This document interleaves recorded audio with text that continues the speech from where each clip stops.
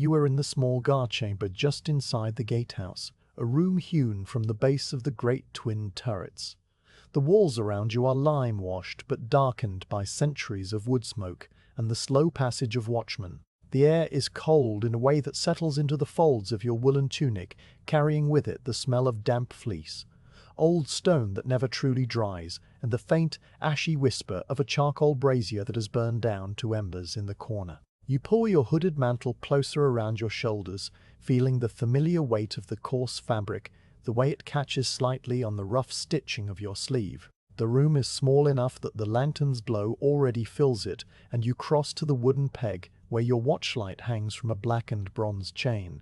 You lift it down with both hands, the metal of the shaft cool and smooth from countless palms before yours, and you set it on the stone bench to make your inspection. The oil reservoir is still 3/4 full. You tilt the lantern gently to let the liquid lap against the side, a faint amber wave that smells of pressed flax and soot. You trim the wick with the small iron shears that live in a niche beside the door, watching the charred tip fall away onto the flagstone, and then you turn the little brass key to raise the fresh wick just enough. When you touch a splinter of kindling to it from the brazier's last glow, the flame catches with a soft, contented sound, not a pop, but a settling breath, and it grows into a steady yellow petal that pushes back the shadows. You replace the lantern's horn panes, checking that each tiny metal clasp is firm, and the light becomes a globe of amber framed in black iron ribs.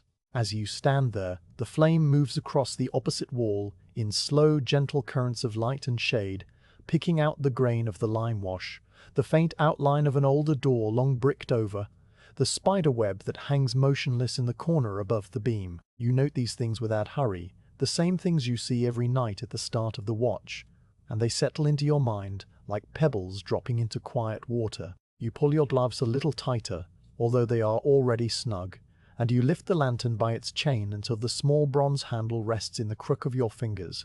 The weight is familiar, a balanced pull that will accompany you for many hours. You walk the 3 paces to the heavy oak door, its surface planked and studded with iron nails that show a faint bloom of rust, and you press the latch down with your thumb. The door opens with a long, low sigh of its thick iron hinges, and the fog immediately reaches in through the gap, curling past you like a living thing, too tired to cause trouble. You step out onto the inner bailey and the door swings shut behind you with a soft, solid thud that seems to be swallowed at once by the mist. The courtyard that greets you is a world remade.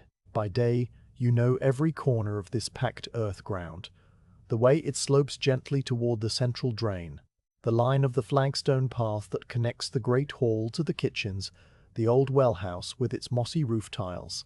Now the fog has blurred all that into a single grey presence. It is not a moving fog, not a wind-driven thing. It hangs heavy and still, so dense that the air itself feels thick in your throat. Visibility is perhaps 20 paces, perhaps a little less, and beyond that distance the shapes of the castle dissolve into soft, rounded shadows that could be carts or barrels or sleeping sheep. The only certain things are the ground under your feet and the small sphere of amber light that travels with you, making a luminous oval on the earth ahead. You begin your slow walk across the bailey, and your footsteps make a quiet, cushioned sound on the hard, packed soil, a sound that reminds you of a hand pressing wool into a weaving frame. Small stones shift under your thin leather soles, each one a tiny, precise sensation through the worn places at the heel and toe.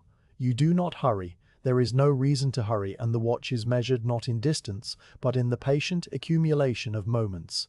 The fog has dampened every sound, turning the world into something that listens. You can hear the faint, musical drip of water falling from the well house eaves into the stone trough below, a sound as regular as a pulse, and somewhere far off, muffled into near silence, the soft creak of a chain as the stable boy adjusts a harness in the gloom. No voice calls out, no bell marks the hour, and you pass through the middle of the courtyard like a single slow fish in a deep and silent sea. Ahead the first stone stair waits, cut into the inner slope of the curtain wall. It is a narrow set of steps, worn into hollows by the tread of 1,000 watches, and at its base grows a patch of dark moss that always seems to hold moisture. As you reach the bottom step, Your free hand moves by instinct to the wall, and your palm meets the cold, gritty surface of a quarried granite block.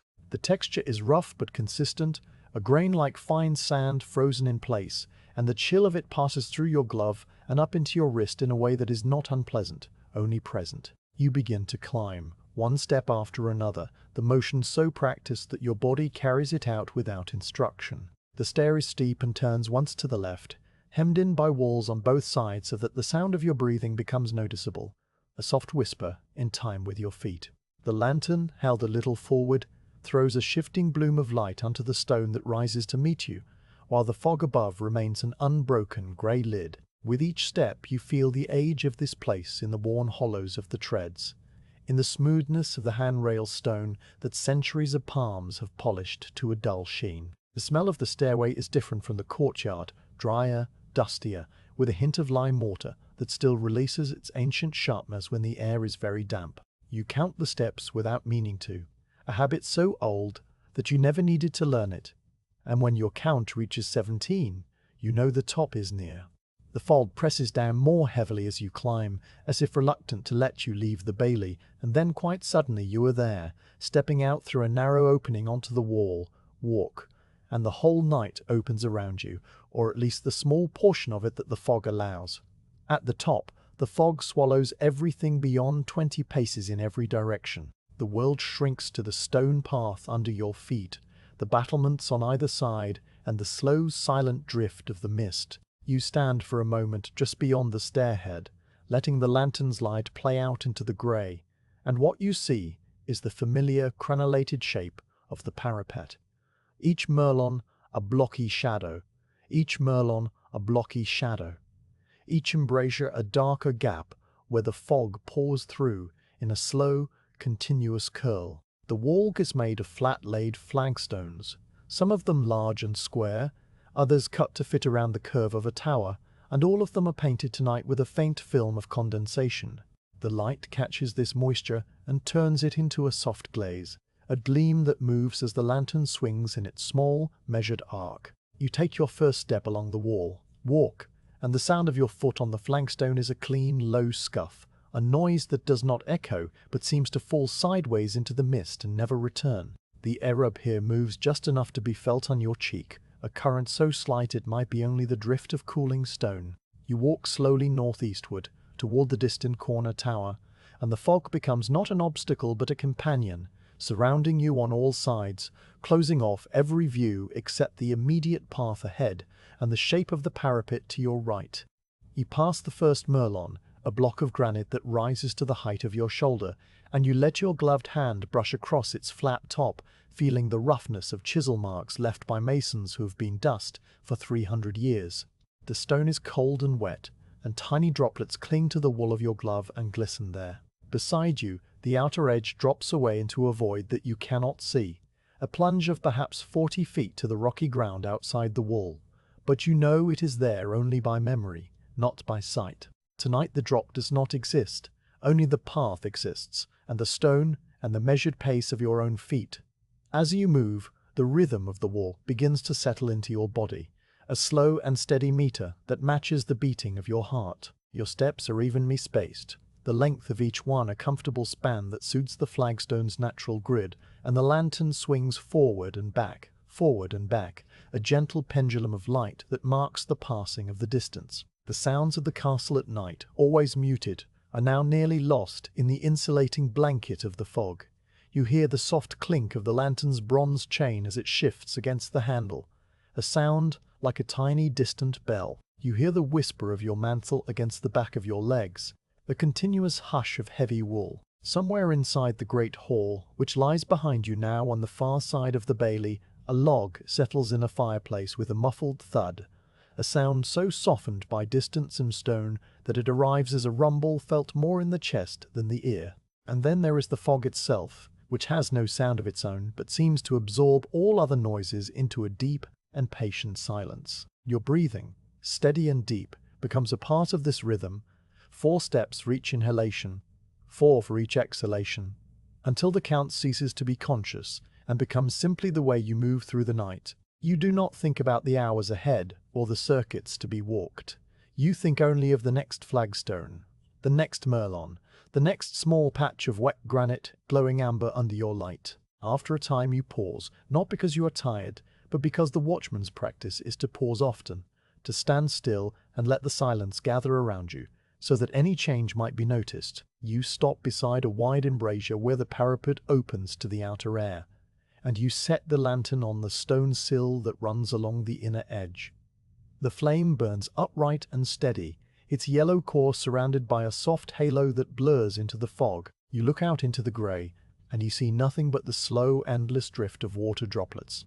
Millions of them, each one catching the lantern light for a fraction of a heartbeat before vanishing into the dark. The mist moves like a river, but a river that has forgotten how to flow quickly, a river of pure patience. You think you can smell the forest beyond, a faint, damp, leafy scent that travels on the moisture, though the trees themselves are half a mile away and entirely invisible. You stand there for a long count of breaths, 10 slow cycles, feeling the coolness of the stone through your glove, listening to the absolute quiet that lives inside the fog. Nothing stirs, nothing calls, and the world outside the wall might as well not exist. This is as it should be.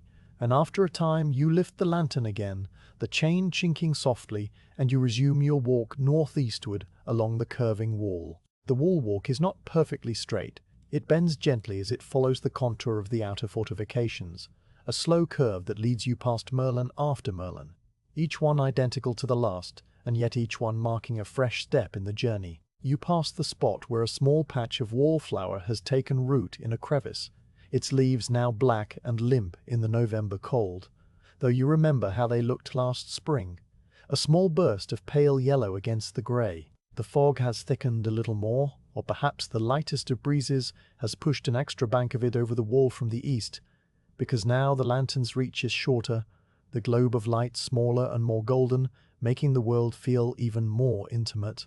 The moisture in the air has begun to settle on your mantle in a fine silvery bloom, and when you reach up to touch your hood, you can feel that the outer layer is damp and cool. Your face is wet too, not unpleasantly so, a fine mist that coats your eyebrows and the short hairs of your beard, and you blink a little more often than you did an hour ago. The cold is not sharp, but pervasive, a deep, slow cold that wraps around you like a second blanket, and you are grateful for the thick wool, for the extra layer of linen beneath your tunic, for the way the lantern gives off a tiny breath of warmth if you hold it close to your chest for a few paces. The battlements continue, watchful and silent, and you continue with them, a living part of the wall's own slow anatomy. As you approach the northeast tower, the walk narrows slightly and then opens onto a small landing before the tower's door. This tower, one of 4 that anchor the corners of the inner curtain, rises perhaps 20 feet higher than the wall itself, its top lost in the fog, so that it seems to have no end, only a soft vanishing point somewhere above. You can just make out the arched doorway, a dark rectangle in the paler dark of the stone, and you walk toward it with the lantern held a little higher. The iron hinges of this door are older than the ones below, massive straps that reach almost halfway across the planks, and they are cold enough that the air touching them condenses into a visible sheen. You do not open the door. There is no need, for the tower is empty and its upper chambers are used only for storage of old rope and spare arrow bundles. Instead, you stand beside it and rest your lantern on the narrow ledge of an arrow loop, a thin, vertical slit designed for archers long ago, now serving only as a frame for the fog. The mist moves past this slit with a special slowness, as if aware of being watched, and you let your gaze linger there for a full minute or more. The only sound is the occasional drop of water falling from the tower's stone finial somewhere high above, a sound so faint that it arrives more as a thought than a noise. You feel the full weight of the night's stillness then, a stillness so complete that it seems to have a texture, a presence, a quiet life of its own. You are not lonely in it, not restless. You are simply a part of it, a small piece of warmth and slow motion inside the great, cold, sleeping body of the castle. When your minute has passed, you pick up the lantern and turn back to the wall, walk, beginning your first full circuit by heading north along the long outer wall, and your footsteps pick up the old rhythm again, one after the other, unhurried, quiet, disappearing into the mist. You stand at the corner where the eastern curtain meets the mass of the northeast tower, a place you have reached many hundreds of times before, yet which feels tonight remade by the fog into something softer, less defined.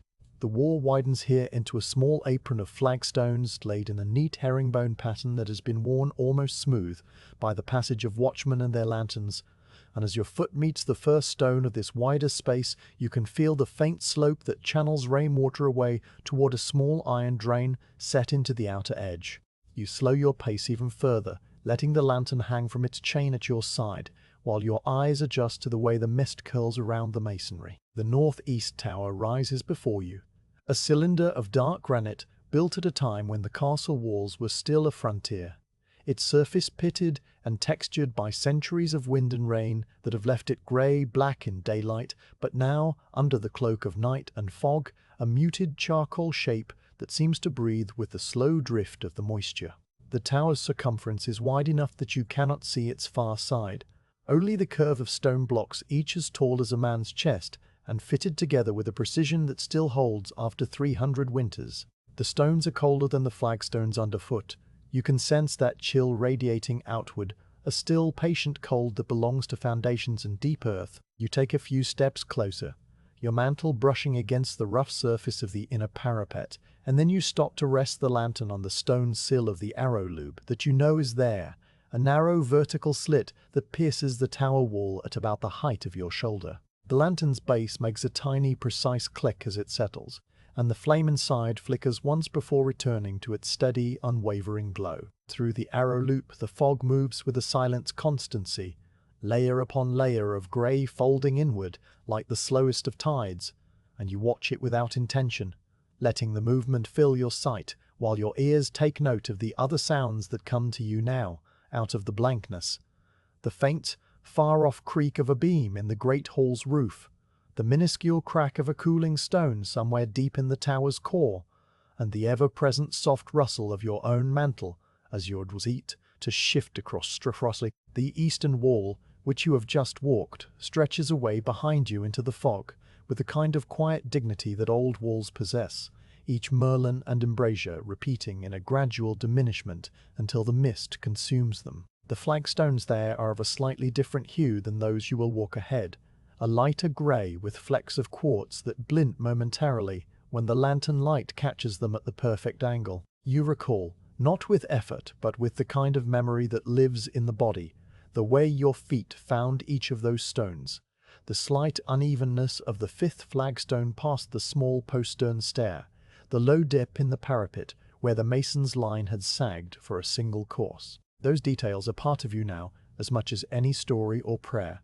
and they rest in the back of your mind like quiet guests. You lift the lantern from the arrow loop and hold it out toward the outer edge of the wall, where the sheer drop vanishes into the grey. The light reveals only the thick, damp air, millions of particles of water, suspended with such perfect stillness that they seem to be a solid veil drawn across the edge of the world. Below, you know, is a steep slope of tufted grass and weather-rounded boulders that eventually gives way to the outer ditch, a trench 12 feet deep and half filled with water during the wet seasons. None of it is visible tonight, and the absence of that familiar view is not alarming but comforting, a reminder that the castle contains you as much as you contain your duty. You turn your back to the drop and face the tower door, a heavy oak panel studded with square-headed nails whose iron has blackened and roughened into a texture like tree bark. You place your palm flat against the wood, feeling the deep cold that has penetrated every fibre, and you press gently, not to open it, but to confirm that it is shut fast, the drawbar on the other side seated firmly in its brackets. The door holds, as it always does, and the brief touch leaves a ghost of cold on your glove that fades as you tuck the lantern's chain back into the crook of your fingers. You resume walking, now turning your face toward the north and following the curve where the tower's base meets the beginning of the outer curtain wall. This is the longest straight stretch of the entire circuit, a run of stone that extends for over 150 paces before it bends toward the northwest tower, and it is here, on this wall, that the fog seems to gather its deepest concentration. The ground beyond is a thick forest, ancient and dense, and the mist that rises from the leaf mold, and the slow-moving streams among the trees travels across the cleared belt outside the ditch and up over the stone with a patient persistence that has been active since the early evening. You walk into this bank of fog as a swimmer might enter a calm lake, without disturbance, and the first sensation is a subtle cooling of the already cool air, a freshness that smells of turned soil, wet bark, and the faint, sweet rot of autumn ferns. The lantern's light pushes back against the grey, carving a small golden room that travels with you step by step, its walls defined by the sudden invisibility of everything outside. You notice how the moisture has begun to bead on the iron ribs of the lantern, forming tiny droplets that catch the flame and then slide down slowly, leaving behind thread-thin trails of polished metal. The chain is damp now too, and the small bronze links leave a faint metallic scent on your glove, a smell like copper coins left out in a light rain. The flagstones underfoot are the same consistent size here, each one roughly 2 feet by 3, set lengthwise so that your stride fits evenly across the joints, and you fall into a rhythm that is as unthinking as breathing. The scuff of your sole on the stone, the soft creak of your leather belt as your hip shifts with each step, and the steady, gentle swing of the lantern are the only companions you need. Occasionally, a single droplet of water will fall from the top of a merlon and strike the stone beside you with a tiny, isolated sound like a fingertip tapping a table once, and this sound, too, becomes part of the pattern. As you pass the middle point of the northern wall, the fog alters its texture, growing slightly thinner for a stretch of 10 or 12 paces before closing in again. During this brief thinning, you can see the outline of the outer parapet more clearly, the crenellations standing out as a row of blunt, square teeth, and beyond them, a deeper darkness that must be the open sky, though no stars are visible. The momentary clearance allows you to check the condition of the wall, a habit drilled into every watchman by his training and never forgotten. You glance at the mortar joints between the stones, looking for cracks or fresh crumbling, and you see only the usual fine network of hairline gaps that had been there for decades, each one dark with damp but stable.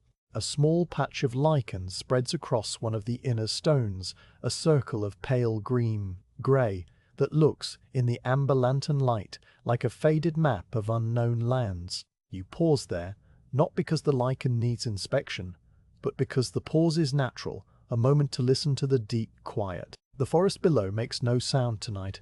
The owls are roosting, the foxes curled in their dens, and the wind that sometimes moves the upper branches is absent, leaving behind a silence so complete that it seems to have a gentle pressure, like a soft hand held an inch from your ear. When you resume walking, the fog folds back in, and you're once again inside your golden globe of light, moving northward at the same measured pace. The cold along the northern wall has a different quality than it did on the eastern stretch, a deeper, drier cold that seeps upward from the flagstones and downward from the unseen sky, meeting in your bones. You feel it most in your fingers, even inside the gloves, and you shift the lantern from your right hand to your left so that you can tuck your right hand into the fold of your mantle against your chest, letting the body's warmth restore the feeling. The lantern, now in your other hand, swings a little differently, the chain settling into a new alignment, but the light it throws is unchanged, still the same steady amber cone that moves with you. Ahead, you can just discern the darker bulk of the northwest tower, a shape so faint that it might be a trick of the eyes, a thickening of the fog rather than solid stone.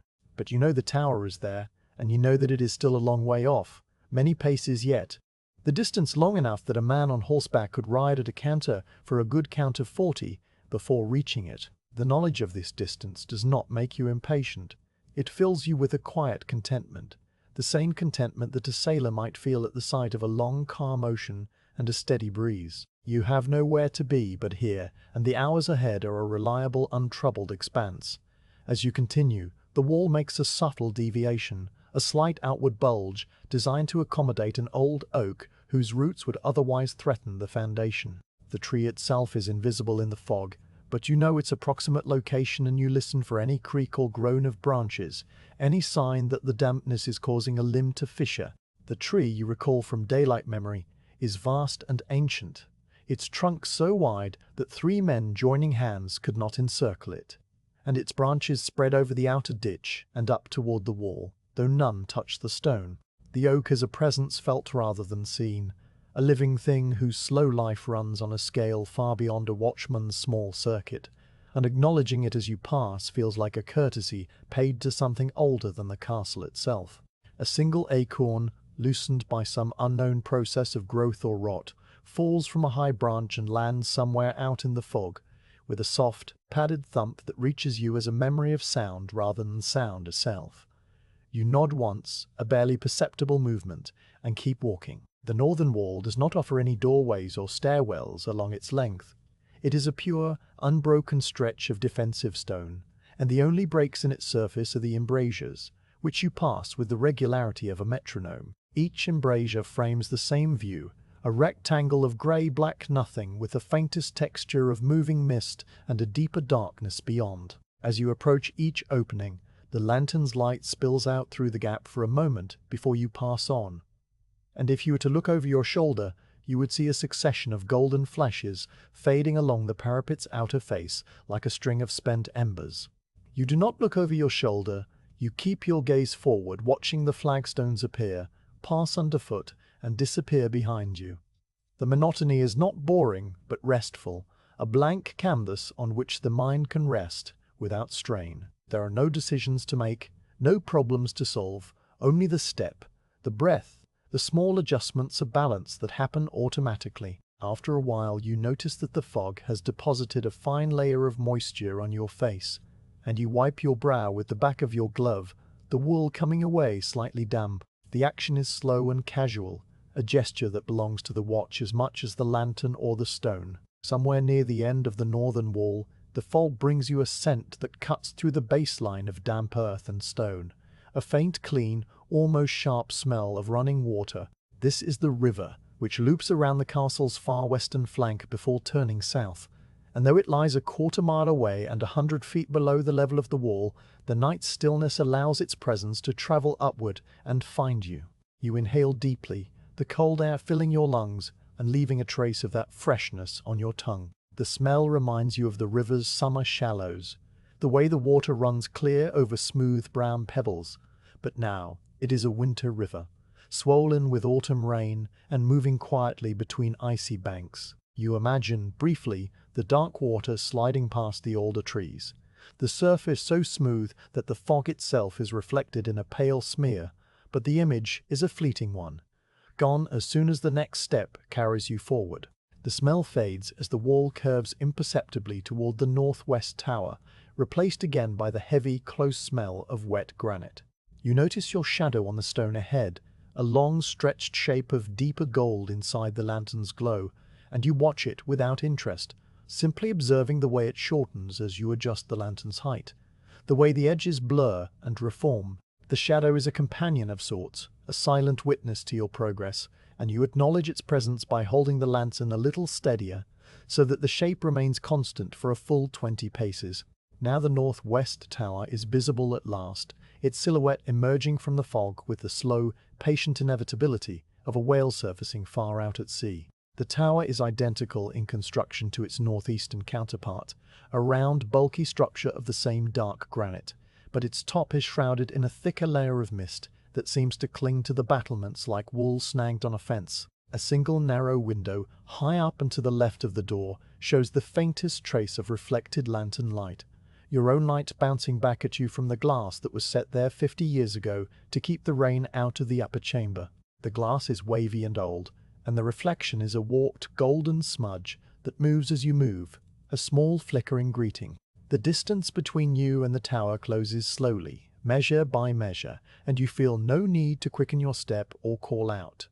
The watch is a solitary affair, and the tower does not expect you to announce yourself. When you finally reach the small landing before its door, a space of perhaps 5 feet square that is edged by a low stone curb, you stop and lower the lantern to your side. The silence here is deeper than on the wall, sheltered by the tower's mass, and the drip of condensation from the stone finial above is a steady, rhythmic tap that counts out a time older than clocks, older than the castle, older than any human measure.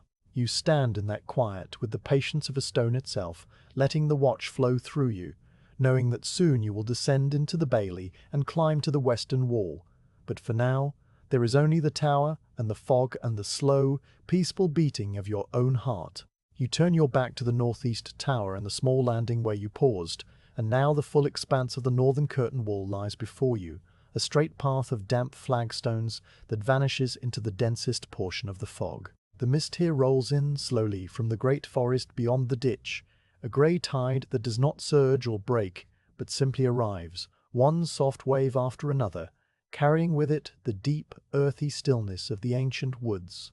As you take your first steps onto this stretch, you face directly into that oncoming moisture, and the sensation is not one of pressure, but of being received into something quiet and immense, as if the fog were a second wall built of breath and silence.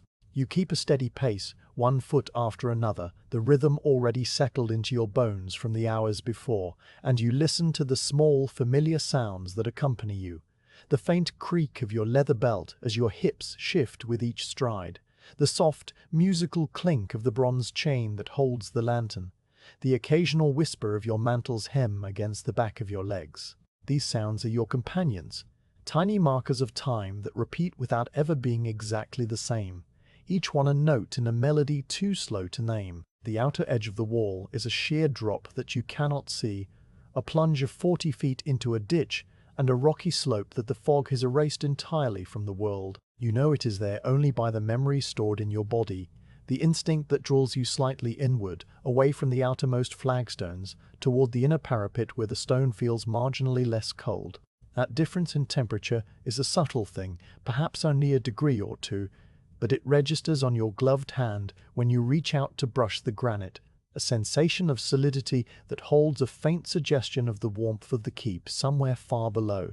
The inner parapet is a low wall of cut blocks, each one roughly the height of a man's knee above the walkway, and you trail your fingers across the topmost course as you walk, feeling the familiar roughness of the chisel marks, the shallow pitting where rain has eroded the softer flecks of feldspar over centuries.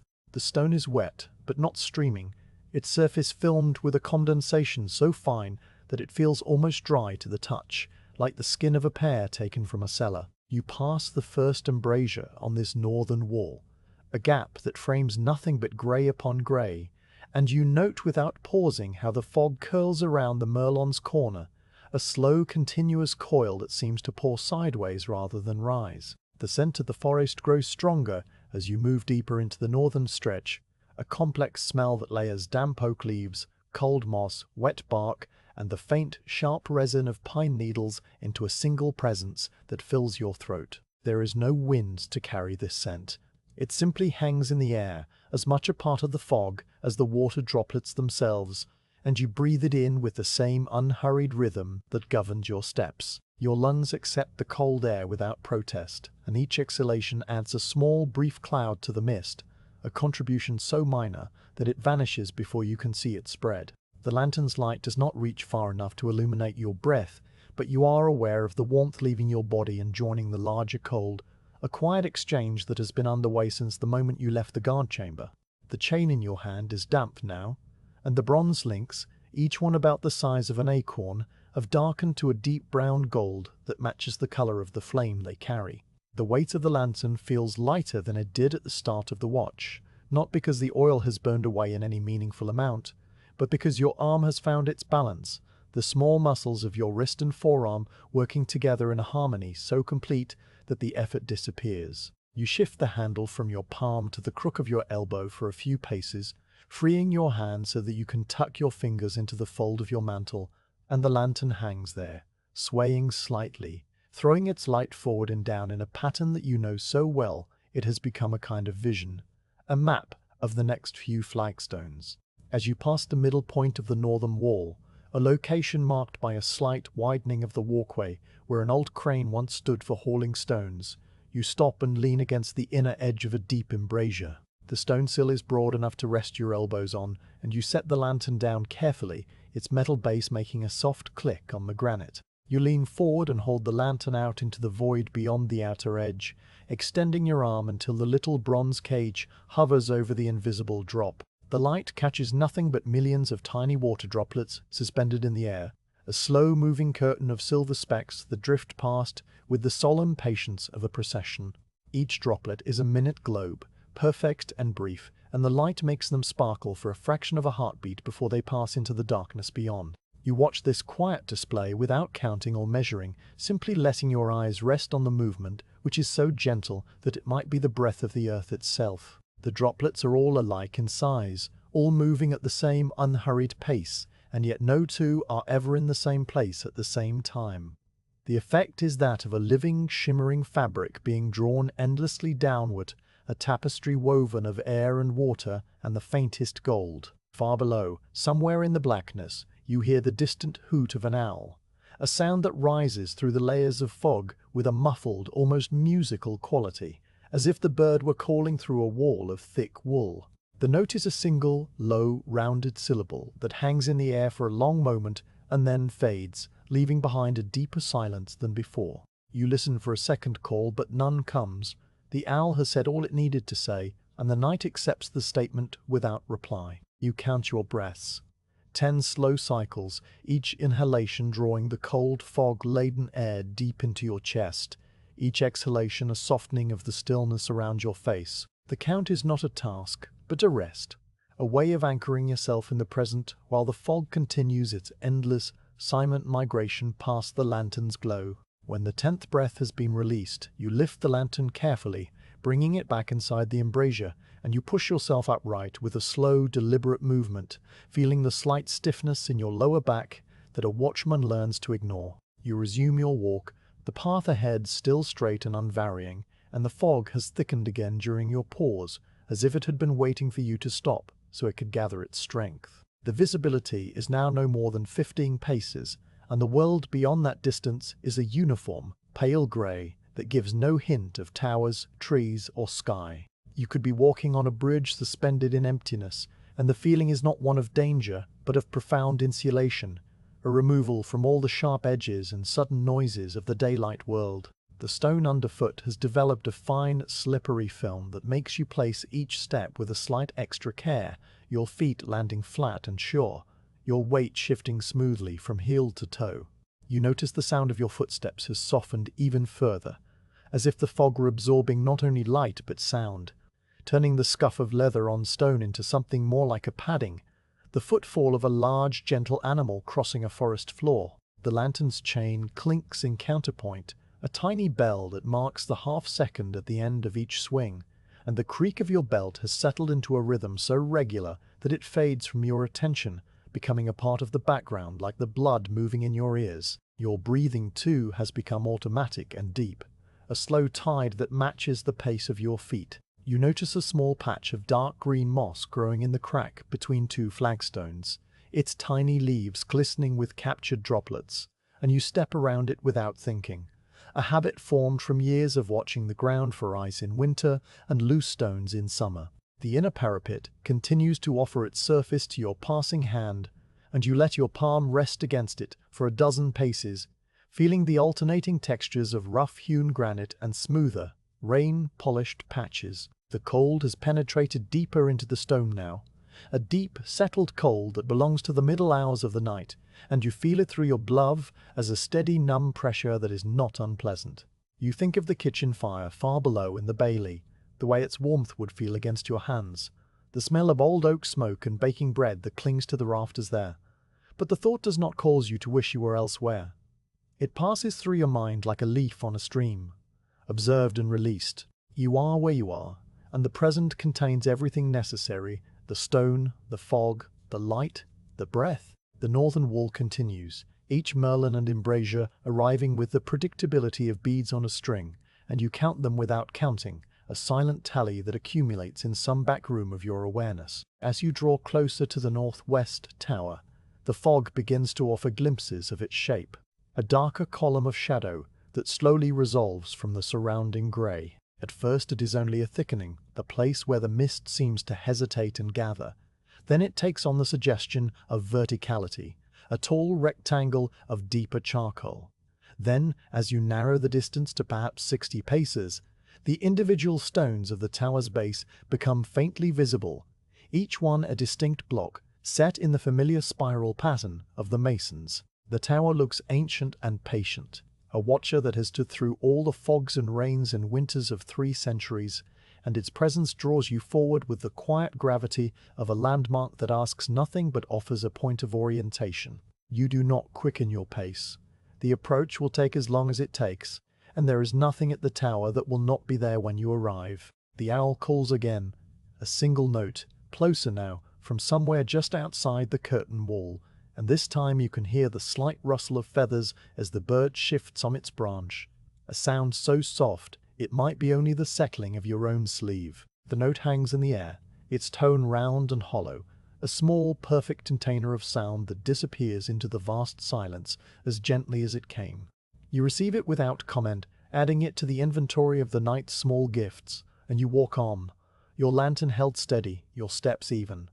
The northwest tower growing slowly before you, like the future arriving at its own unhurried pace. Now the flagstones underfoot are the same as those you will walk on the western wall, and you notice a faint, pale crack running diagonally across one of them, a seam of quartz that glimmers for a second each time the lantern passes. The dense fog still presses from the north, but here, near the shelter of the tower, it seems to eddy slightly, as if resting before it continues its journey around the curtain. You will soon reach the small landing and the tower door, and the next stage of your circuit will begin.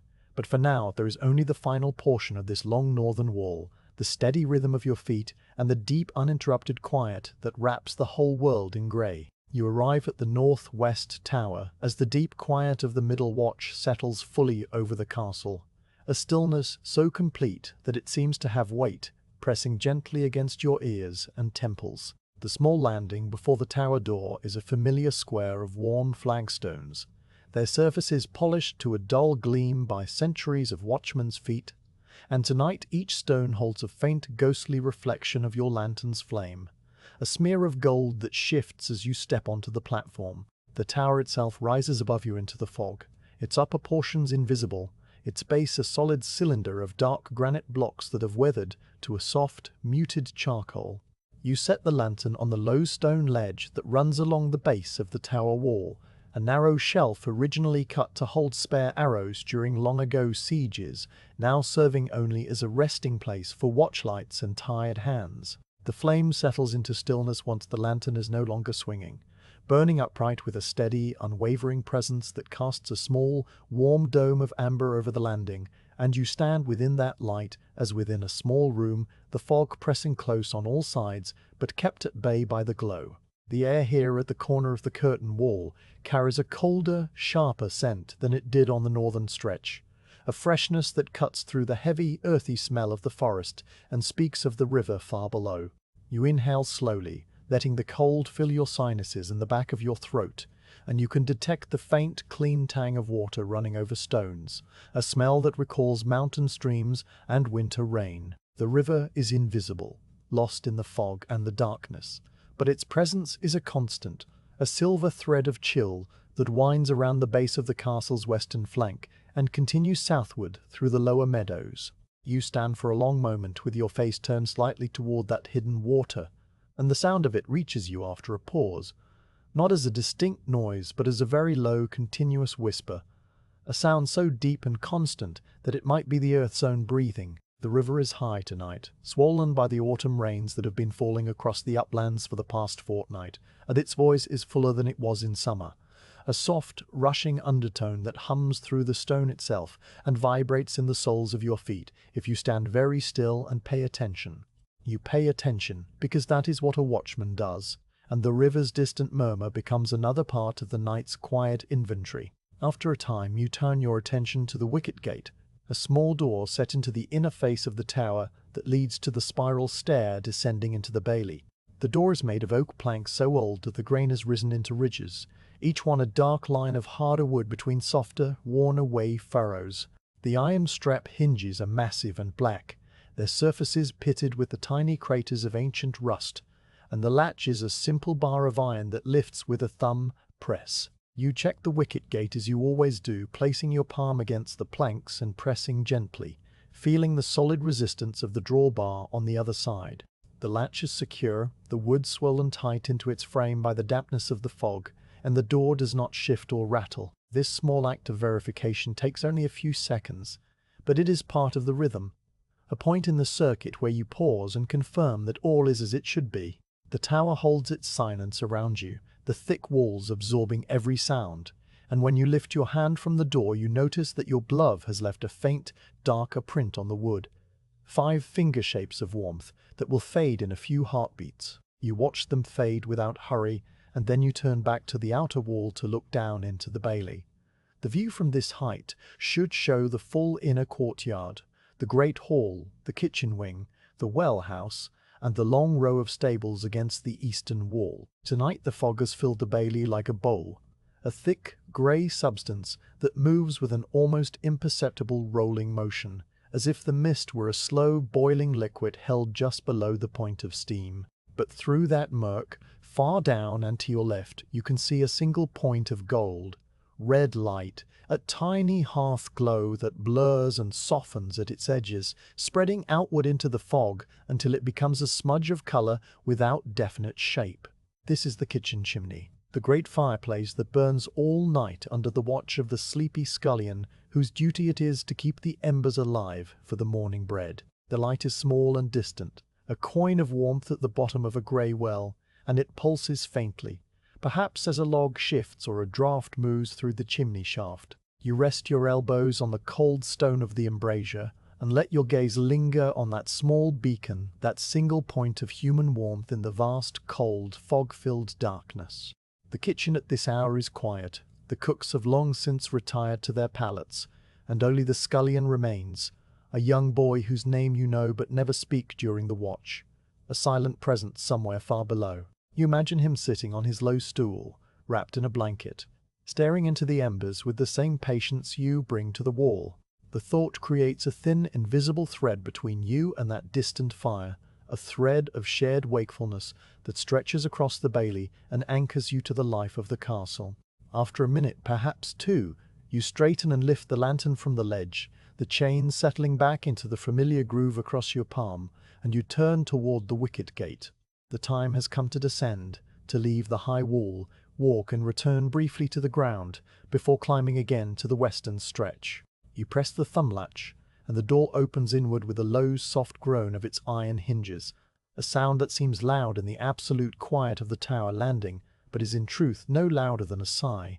Beyond the door is the narrow entrance of the spiral stair, a column of darkness that smells of old dust, damp lime mortar, and the faint, cool memory of stone that has never seen direct sunlight. The stair is built into the thickness of the tower wall, winding downward in a tight, clockwise helix, each step a wedge-shaped block of granite worn into a hollow at its center by the pressure of countless feet over countless nights.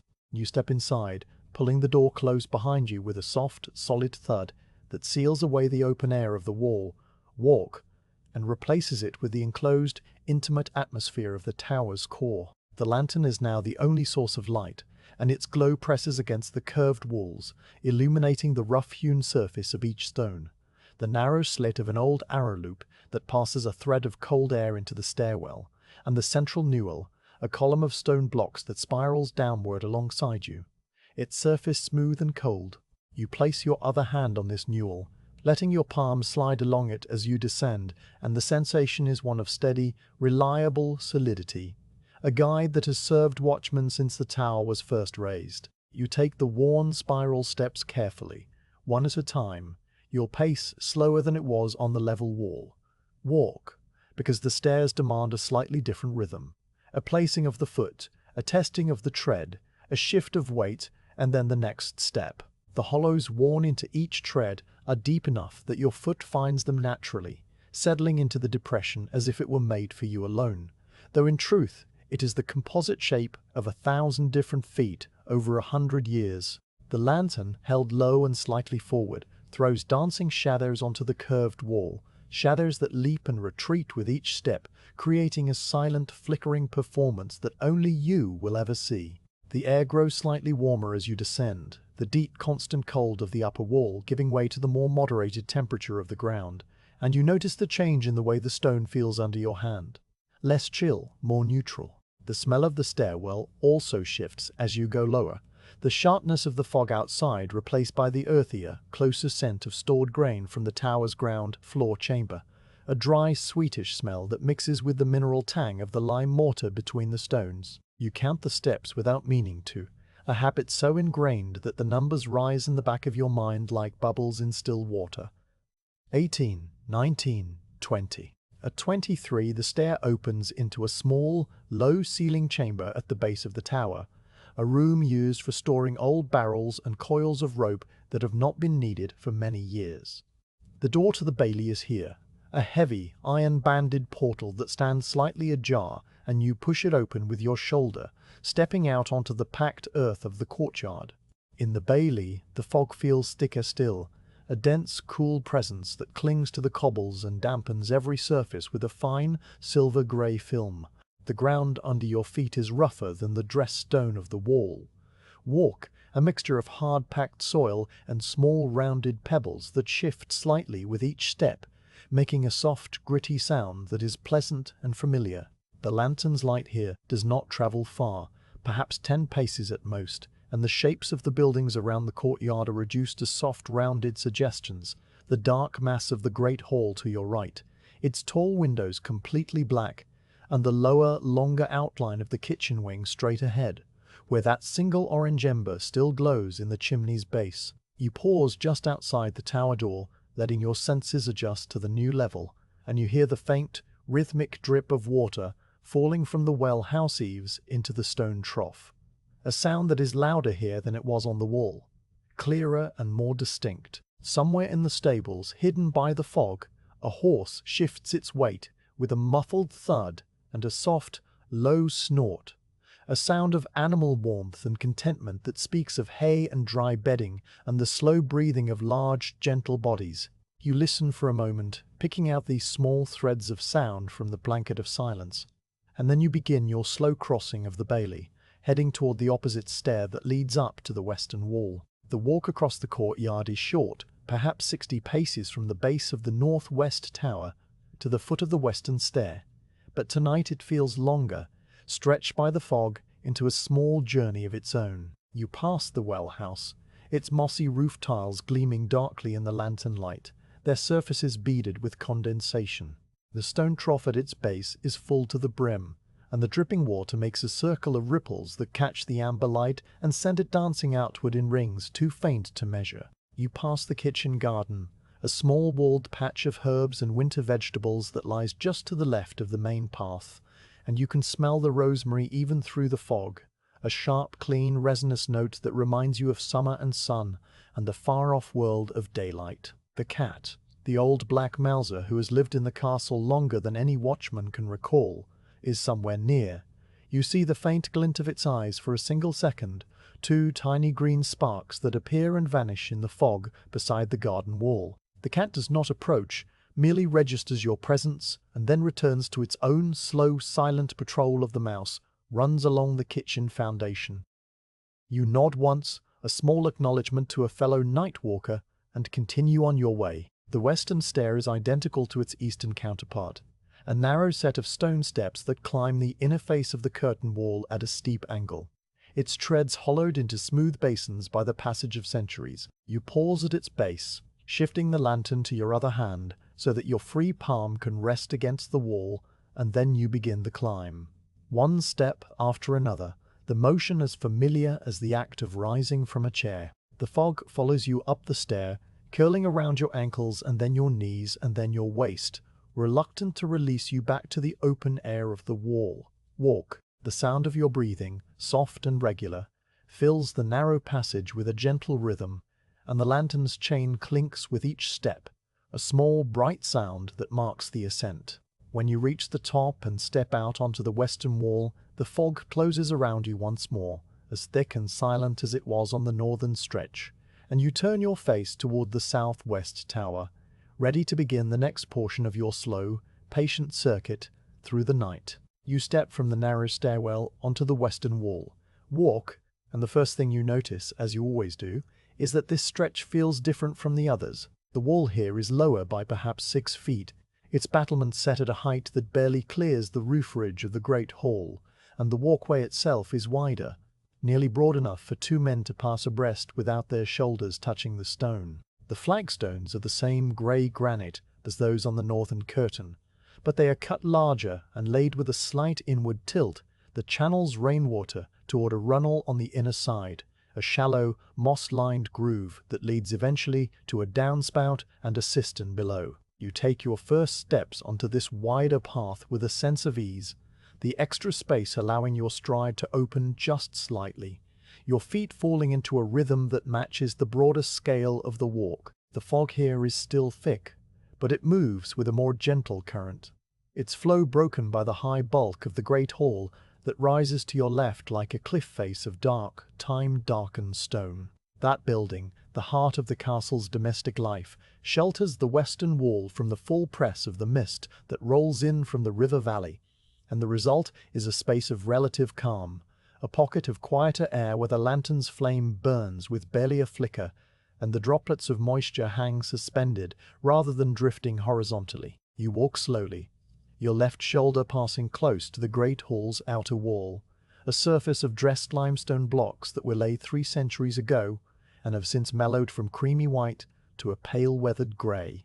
The wall here is interrupted by a series of tall, narrow windows, their stone tracery forming simple pointed arches that rise almost to the height of the battlements. Each window is completely dark, its interior hidden behind oiled linen screens that show no glimmer of candlelight, for the hall's occupants have long since retired to their chambers. You pass the first window, then the second, and as you move you can hear, very faintly, the sounds that live inside the great building, the occasional soft settling of old timber beams in the high roof, a sound like a muffled creak that might be the voice of a wooden joint adjusting to the cold, and the very distant, almost imperceptible tick of cooling stone, somewhere near the vast fireplace at the hall's southern end.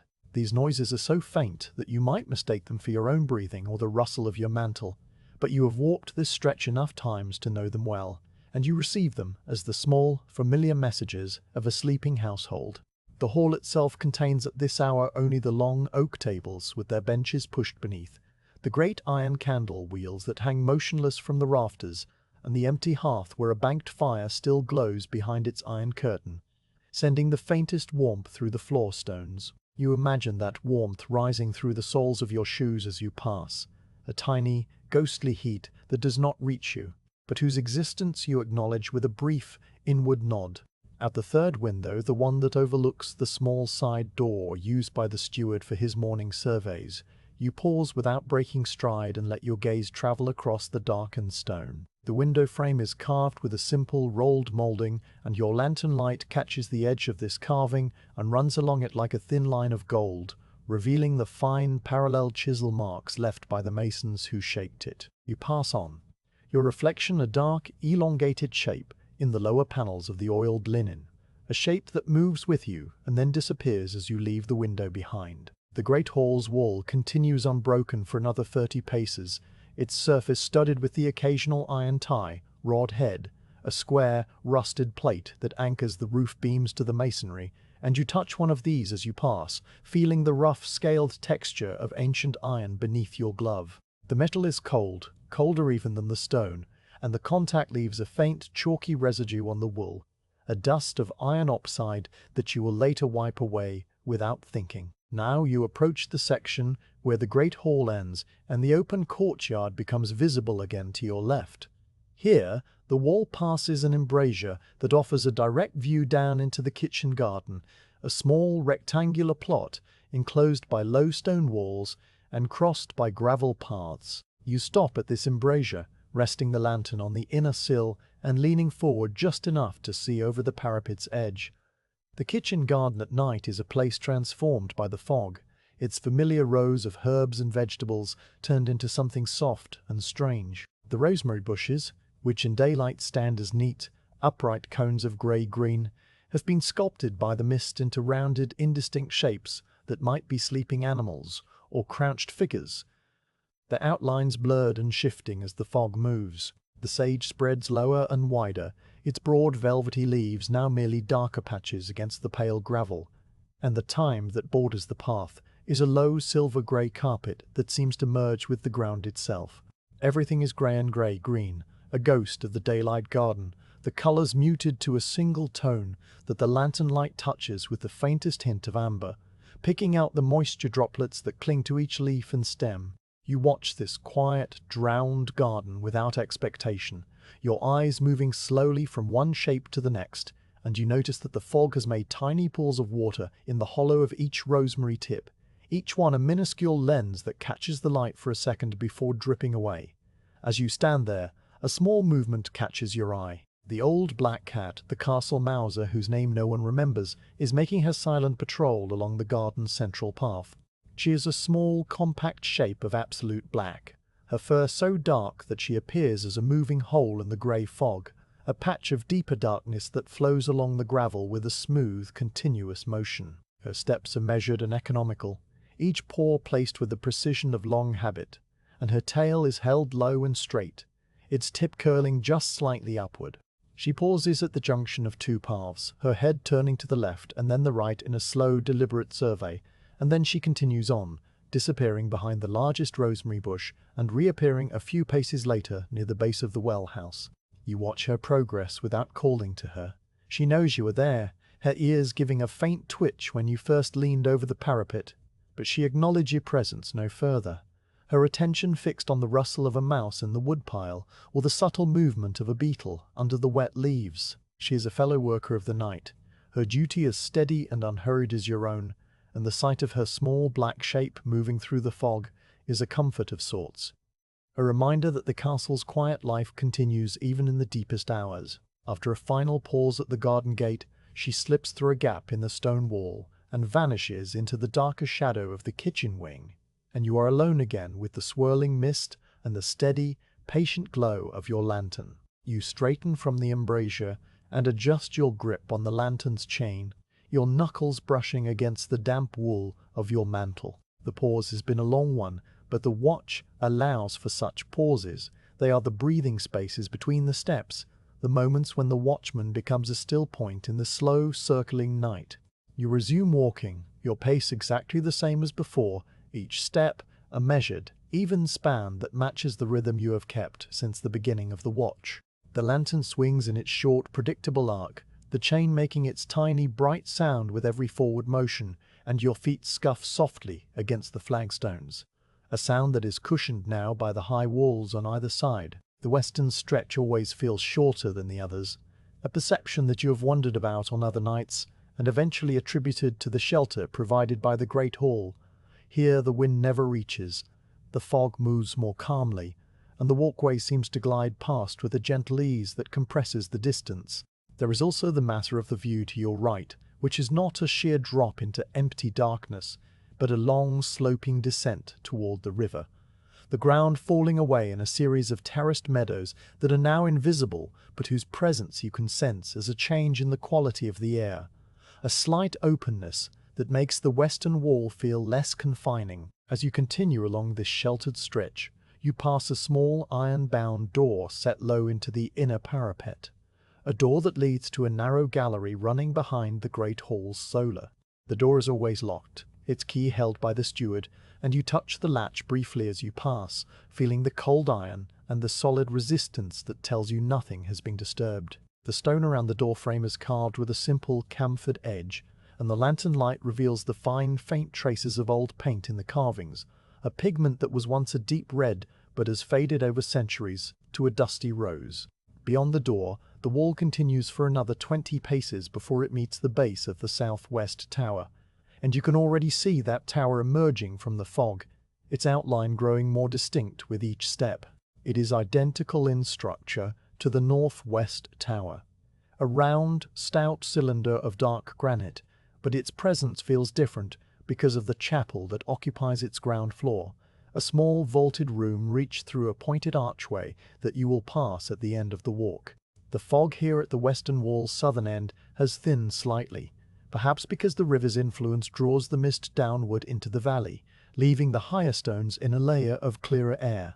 You can see the southwest tower's upper battlements now, a ring of crenellations that stand out against the lighter grey of the sky, though no stars are visible, and the moon, a thin crescent somewhere far above the cloud, remains hidden. The tower's stone is wet, its surface gleaming dully in the lantern light, and the small square window that serves the chapel's apse is a deeper black rectangle that seems to watch your approach with a quiet, ancient patience. You slow your pace just slightly as you near the tower, not because you are tired, but because the transition from the open walk to the enclosed tower space is one that deserves a measured approach, a gradual shift of attention from the long, horizontal journey to the vertical presence of the tower's mass. You stop at the point where the flagstones give way to the tower's foundation, a circular plinth of larger blocks that radiate outward like the base of a pillar. Here you can smell the faint, clean scent of beeswax candles, the smell that drifts up from the chapel below, even though the candles were extinguished hours ago.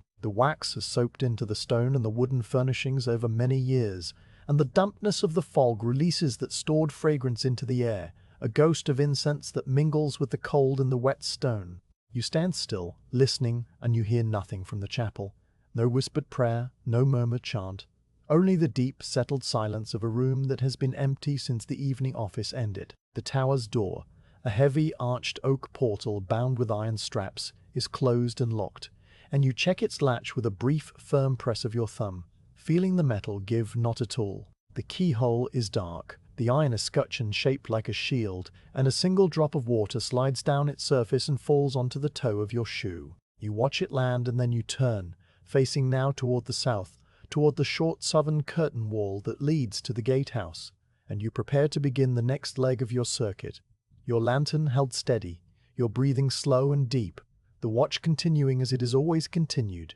Step by step, through the quiet fog, you leave the southwest tower behind you, its bulk fading into the fog with the same slow patience with which it first appeared. And now you face the short southern curtain wall that connects the tower to the great gatehouse. This stretch is the shortest leg of the entire circuit, no more than 80 paces from the tower's foundation plinth to the first turret of the gate, and yet it carries a different character from the other walls, a sense of enclosed purpose that comes from its position directly above the main entrance to the castle. The walkway here is the same width as on the western wall, the flagstone set with the same inward tilt, but the parapet to your right is slightly higher, rising to the level of your chin, and the embrasures are narrower, designed for archers to defend the approach to the gate, rather than for broad views of the countryside. You take your first steps onto this stretch, and the fog, which has been slowly thinning since you left the western wall, now parts just enough to allow you a partial view of the outer ward below. The gatehouse itself is visible as a dark, massive shape, its twin turrets rising like square-shouldered giants against the slightly lighter grey of the sky, their crenellations catching the fainter suggestion of the hidden moon's glow and transforming it into a pale, silvery outline. The portcullis is down, its iron-banded timbers forming a grid of black vertical lines against the even darker arch of the gate passage, and each timber glistens with a heavy coating of moisture that reflects the lantern light in tiny scattered sparks. As you walk, the sound of the river fades behind you, replaced by a closer, more immediate silence that seems to gather around the gatehouse like a held breath. This is the quiet of a place that was built for defense, a quiet that has absorbed centuries of waiting and watching, and it feels different from the natural silences of the forest or the meadow, more deliberate, more attentive. You pass the first embrasure on this southern wall and glance through it, seeing the dark, empty space of the outer bailey below, a wide, packed earthyard that lies between the inner curtain and the outer gatehouse defences. By day this space is busy with carts and traders, but now it is empty, the fog lying in low, drifting banks that swirl slowly around the base of the gatehouse towers. The single wooden cart, left out by the stable hands, stands as a darker shape in the grey, its shafts pointing upward at an angle, and the fog has made its rough planks gleam as if they were polished. You note the cart without pausing, adding it to your mental inventory of the night's familiar objects, and then you move on, your steps carrying you closer to the gatehouse with each unhurried stride. The gatehouse grows before you as you approach, its mass resolving from a single dark shape into a complex structure of dressed stone, layered defences, and narrow defensive windows. The twin turrets, each one a square tower of 4 stories, flank the central gate passage, their walls pierced by arrow slits on every level, each slit now a thin vertical darkness against the paler stone. At the level of the walk, a stone bridge connects the 2 turrets above the gate arch, its underside carved with a long, weathered coat of arms that the fog has softened into a barely discernible relief of shields and lions. You walk under this bridge as you pass from the southern curtain onto the gatehouse's upper platform, and for a moment the fog closes in more thickly, funneled by the walls, and then you emerge onto the wide open space at the top of the gatehouse, a platform of large square flagstones that spans the full width between the turrets. Here you stop, as you always do, and set your lantern on the broad stone sill of the inner parapet, its base making a soft, solid sound that echoes faintly off the turret walls. The gatehouse platform offers a commanding view, or it would if the fog were not so thick, but even through the grey veil you can make out certain features: the dark line of the outer curtain wall extending to the east and west, the deeper black of the ditch beyond, and, very faintly, the pale ribbon of the road that leads away from the castle toward the distant village.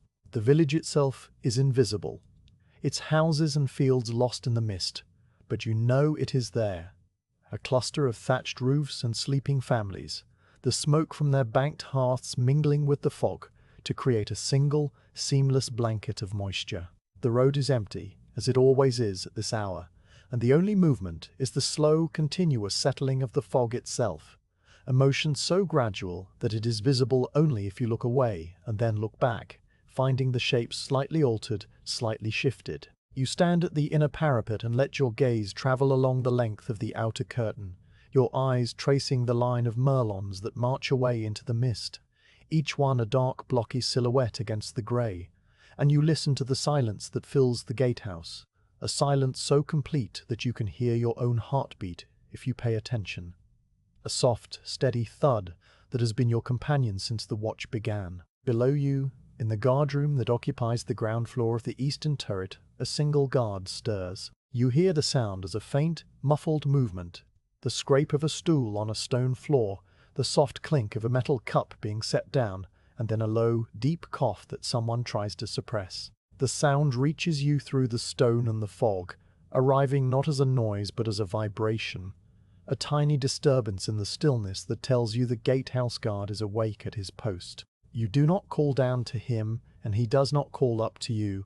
The watch is a solitary duty, and the protocols of the night do not require speech. The shared quiet of recognition is enough, the unspoken knowledge that two men are awake while the castle sleeps, each one keeping his own portion of the darkness safe. You imagine him sitting on his low stool by the small iron brazier, his spear propped against the wall, his own lantern burning low on the stone sill, and you feel a brief, wordless kinship with him, a fellow traveller through the long hours of the night. The feeling passes through you and then fades, leaving behind only the steady, patient awareness of your own duty. You turn your attention to the gate itself, the great double doors that stand closed below the portcullis. The doors are made of massive oak planks, each one as thick as a man's arm, and they are bound with iron straps that form a pattern of crosses and diamonds, a design that is both functional and ancient. The fog has condensed on the iron, making the straps gleam with a dull, wet luster, and the wood between them is dark with moisture, its grain raised into ridges that catch the lantern light and throw tiny shadows. The portcullis, suspended just in front of the doors, is a grid of iron, shod timbers, each one square and heavy, their lower ends resting in deep sockets cut into the stone threshold.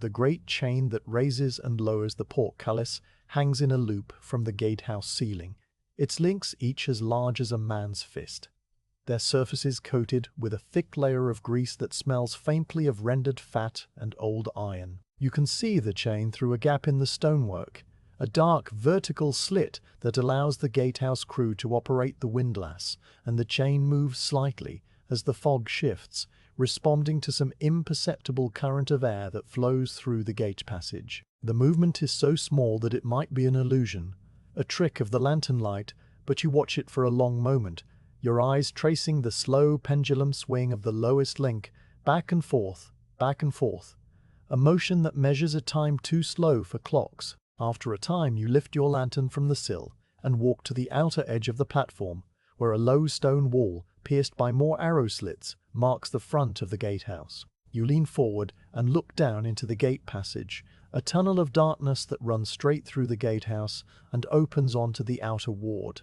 The passage is empty, its cobbled floor wet and glistening, and the fog has filled it with a thick, cool vapor that reflects the lantern light back at you as a soft, diffuse glow. At the far end of the passage, 50 paces away, the outer portcullis is also down, its timbers forming a similar grid of black lines, and beyond that grid is the road, the ditch, and the invisible countryside. You listen to the passage, and you hear the faint musical drip of water falling from the ceiling vault, a sound that repeats every few seconds with a gentle echoing plink that fades into the deeper silence. The drip comes from a crack in the stonework high above, a crack that has been there since the great storm of the previous winter, and you make a mental note to report it to the master mason when the morning comes, though the note is a faint one, easily retrieved. You stand there for a full minute, perhaps two, letting the quiet of the gate passage flow around you, and then you straighten and turn back toward the southern wall, ready to continue your circuit. Before you leave the gatehouse platform, you pause at the small iron-bound door that leads into the eastern turret's upper chamber, a room used for storing arrows and spare bowstrings during the old wars. The door is closed, its latch secure, and you press your palm against it to confirm that it holds, feeling the cold wet iron and the unyielding resistance of the lock. The wood is old and grey, its surface deeply weathered, and a single long crack runs from the top hinge to the bottom, a crack that has never been repaired because it does not affect the door's strength. You trace the crack with your gloved finger, feeling the rough, splintered edge, and then you turn away, your business at the gatehouse complete. The fog has thickened slightly again while you stood here, the grey pressing in from all sides, and the lantern light seems smaller now, a tighter globe of amber that pushes back against the mist with a quiet, determined glow. You hold the lantern a little higher, adjusting the chain on your palm, and then you step off the gatehouse platform and back onto the southern wall. Walk, heading now toward the southeast tower, and the next leg of your long, slow journey through the night. As you walk away from the gatehouse, the sound of the dripping water fades, replaced again by the steady, cushioned scuff of your own footsteps on the flagstones. The southern wall here curves slightly to the east, its arc following the contour of the hill on which the castle is built, and the embrasures offer glimpses of the outer ward and the distant, invisible village. The fog moves past these gaps in slow, rolling coils, and you watch it without watching, your eyes resting on the movement as your feet carry you forward. The guardroom door below the gatehouse closes with a soft, distant thud, a sound so faint that you almost miss it, and then the silence returns, deeper than before. You think of the gatehouse guard settling back onto his stool, pulling his cloak around his shoulders, and you know that he will sit there until the dawn, just as you will walk until the dawn, each of you alone in the quiet, the castle resting safely between you. The southern wall continues under your feet, its stones familiar and steady, and you walk them one by one, the lantern swinging, the chain clinking, the night moving slowly toward its end. You leave the gatehouse platform behind, stepping back onto the southern wall, walk where it curves gently toward the southeast, and the first thing that comes to you is a change in the air. The fog, which had been a close, heavy presence on the western and northern stretches, now carries a new scent, a cool, mineral freshness that speaks of open water moving slowly through ancient beds of gravel and chalk.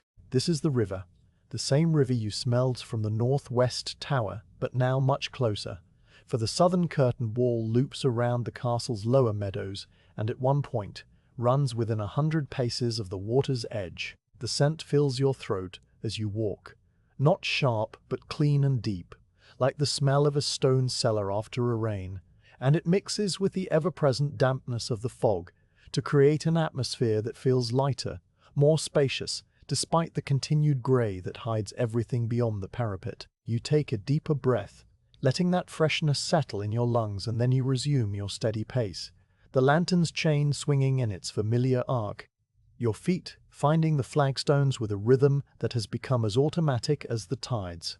The southern wall differs from the others in subtle ways that you have long since catalogued and now accept without thought. The flagstones here are slightly narrower, laid in a pattern that alternates long and short blocks, and many of them bear the faint dark stains of moss that has grown and died and grown again over countless seasons. The moss is dormant now in the November cold, reduced to patches of deep green black that feels soft and slightly springy underfoot, giving your steps a muted, cushioned quality that is different from the harder scuff of bare stone. You notice the change each time you walk this stretch, a slight give beneath your heel that seems to echo the slow, resilient texture of the riverbank far below, and you adjust your stride without thinking, your body already knowing how to move across this gentler surface. The inner parapet to your left is still the same rough granite, but here it has been colonized by a broader spread of lichen, a pale grey-green crust that spreads across the stones in circular patches the size of outstretched hands, each one slightly raised and textured like fine wool. You brush your glove across one as you pass, and the surface is dry and brittle, flaking just a little under the pressure, leaving a trace of pale dust on the dark wool. To your right, the outer parapet opens into a series of wider embrasures, their gaps larger than those on the northern wall, because this side of the castle faces the river rather than the dense forest, and the defensive needs here were always different, more about visibility than concealment. Through these gaps, the fog flows in slow, uninterrupted streams, a moving curtain of grey that is shot through with the faintest silver undertone, as if the river's presence were somehow bleaching the mist from within. You pause at the first of these wider embrasures, setting your lantern on the low stone sill and leaning your elbows on the damp, cold ledge. The river is invisible, but you can hear it now, a very low and constant whispering far below the wall, a sound that is not quite a rush and not quite a murmur, but something between, the voice of deep water moving past submerged roots and over smooth stones without hurry or pause. The sound is continuous, without variation, and it fills the silence under the fog with a soft, living presence that seems to hold the whole night in its gentle current. You listen to it for a while, your breathing slowing to match its pace, and you notice how the sound seems to come from everywhere at once, rising up the slope of the meadow and reflecting off the stone wall until it wraps around you like a second blanket of air. Looking down from the embrasure, you see nothing of the river itself, only the slow, billowing drift of the fog as it rolls up from the water and climbs the slope toward the wall. The mist here moves more visibly than it did on the northern stretch, its currents faster and more sinuous, shaped by the cool air rising from the river's surface. The fog coils and uncoils like a living thing, its edges fraying into the darker grey of the night and then reforming, a continuous dance that has no beginning and no end. You watch the movement without focusing on any single detail, letting your eyes go soft so that the whole field of grey becomes a single, shifting presence, and you feel the deep calm of the watch settle over you once more, a calm that has nothing to do with tiredness and everything to do with the simple act of standing still while the world moves slowly around you. The river's whisper is a companion to this stillness, a sound that asks for nothing and offers only its own quiet continuity, and you remain at the embrasure for a longer pause than usual, your thoughts settling into the rhythm of the water as stones settle into a stream bed. After a time, you notice a small detail in the embrasure itself. The stone sill where your lantern rests has a shallow, worn depression near its center, a hollow that has been carved not by any chisel, but by the repeated pressure of Watchman's elbows over many decades. The hollow is smooth and dark, its surface polished to a dull gleam by the friction of wool sleeves and leather jerkins, and it fits your own elbow almost perfectly when you shift your weight forward. The discovery is not new.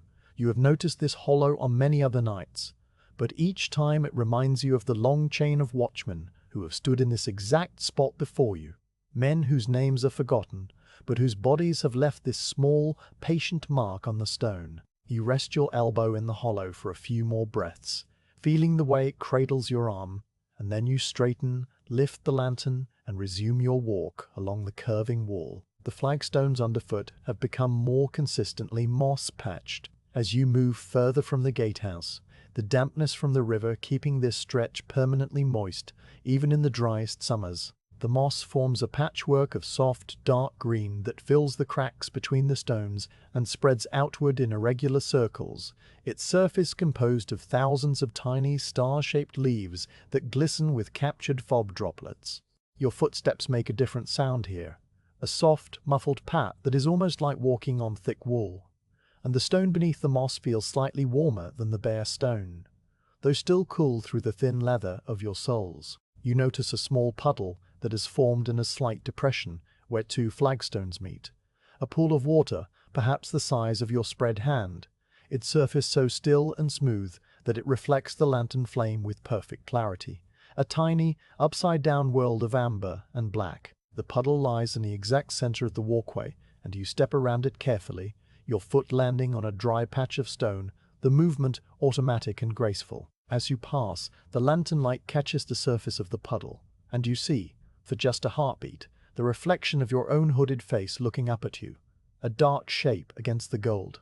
And then you are past it, and the reflection is gone, swallowed by the fog and the night. The river sound continues as you walk, its volume rising and falling in the gentlest of swells as the wall curves closer to or further from the water's edge. At one point, the parapet opens into a particularly wide embrasure that offers a view, or what would be a view, of the lower meadows and the river bend. You stop here because this is the point on the circuit where the river is closest, and you set the lantern on the inside ledge so that its light does not interfere with the dim grey landscape beyond. The fog here is thinner, perhaps because the river's movement stirs the air just enough to break up the thicker banks, and you can make out, very faintly, the dark line of alder trees that grow along the far bank, their trunks a row of vertical shadows, their bare winter branches reaching upward into the mist like the veins of a leaf held against grey paper. The river itself remains hidden, but its voice is louder here, a soft rushing murmur that you can almost feel in your chest, a vibration that travels upward through the stone and the packed earth of the wall's foundation. You stand with your hands resting on the cold, wet stone of the crenellation, and you let the sound wash over you, a continuous, gentle noise that has no sharp edges and no sudden changes, only the deep, steady flow of water that has been running through this valley since before the castle was built, since before the first stones were quarried, since before any human ear was there to hear it. The air at this wide embrasure is colder than it was at the gatehouse, chilled by its passage over the water, and you feel that cold on your cheeks and the tip of your nose, a sharpening of the senses that is not unpleasant but rather clarifying, a reminder that the night is moving toward its deepest, coldest hours. You pull your mantle a little tighter, the wool rasping softly against itself, and you lift the hood a fraction so that it shields the back of your neck more fully. The small adjustments are performed without hurry, each one a part of the watchman's quiet choreography, and when you are settled you remain in place for another long pause, your eyes tracing the invisible path of the river as it curves away to the south and disappears into the fog beyond the castle's outer ditches. The river's scent is stronger here too, that clean, mineral tang that speaks of deep, cold springs and ancient limestone, and you breathe it in slowly, feeling it fill the spaces inside you that have been occupied all night by the heavier smells of damp wool and lantern oil and the dry dust of the guardroom. After a time you become aware that the fog is thinning further, just enough to reveal a broader stretch of the meadow below. The grass, what you can see of it, is a pale, winter-bleached grey that slopes downward in a gentle incline toward the hidden river. A few dark shapes, perhaps the stumps of old willows or the low rounded forms of sleeping sheep, dot the meadow at irregular intervals, their outlines blurred and softened by the mist. The sight is a muted one, almost monochrome, but it has a quiet beauty that you appreciate without naming. The beauty of a landscape at rest, a world that asks nothing of you but your steady, patient presence on the wall above it.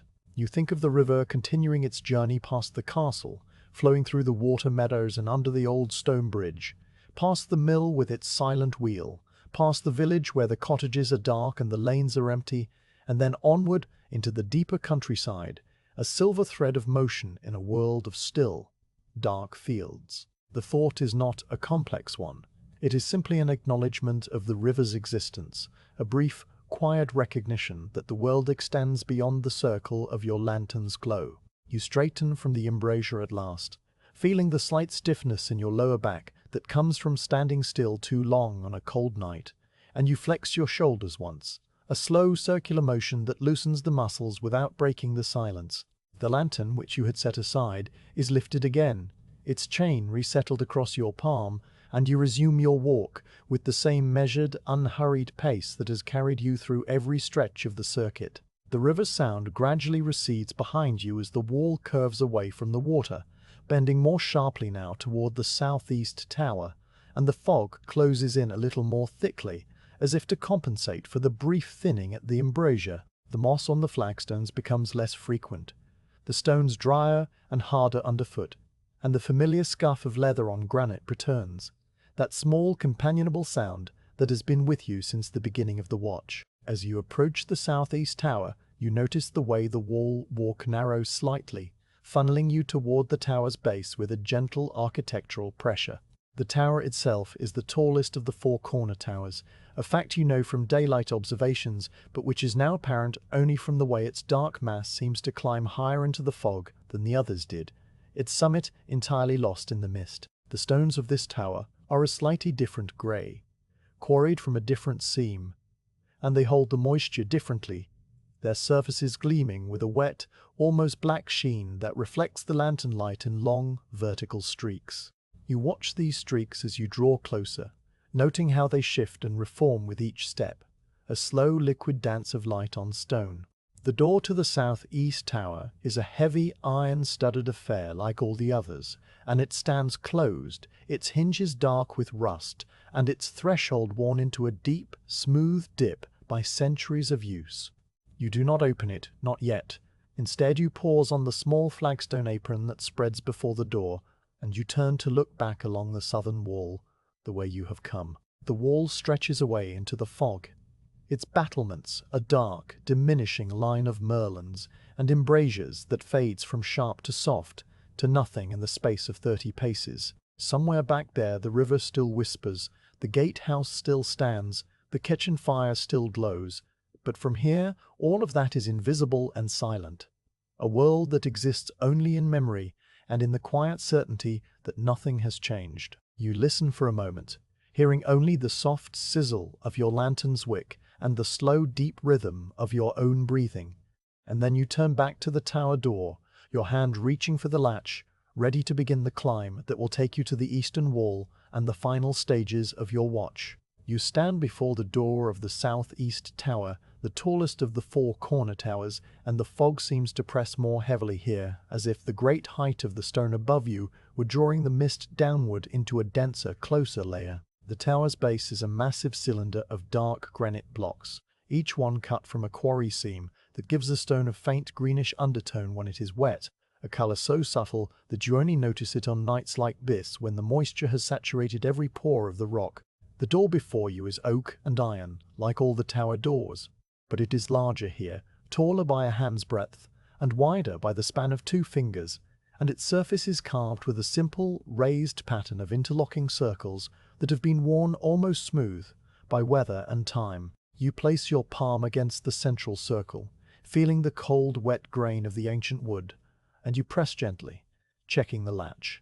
The door holds firm, the drawbar within seated solidly in its iron brackets, and the sound it makes when you push is no sound at all, only a deep, silent resistance that travels up your arm and tells you all is secure. You let your hand rest there for a moment, the wood cold even through your glove, and then you step back and look upward.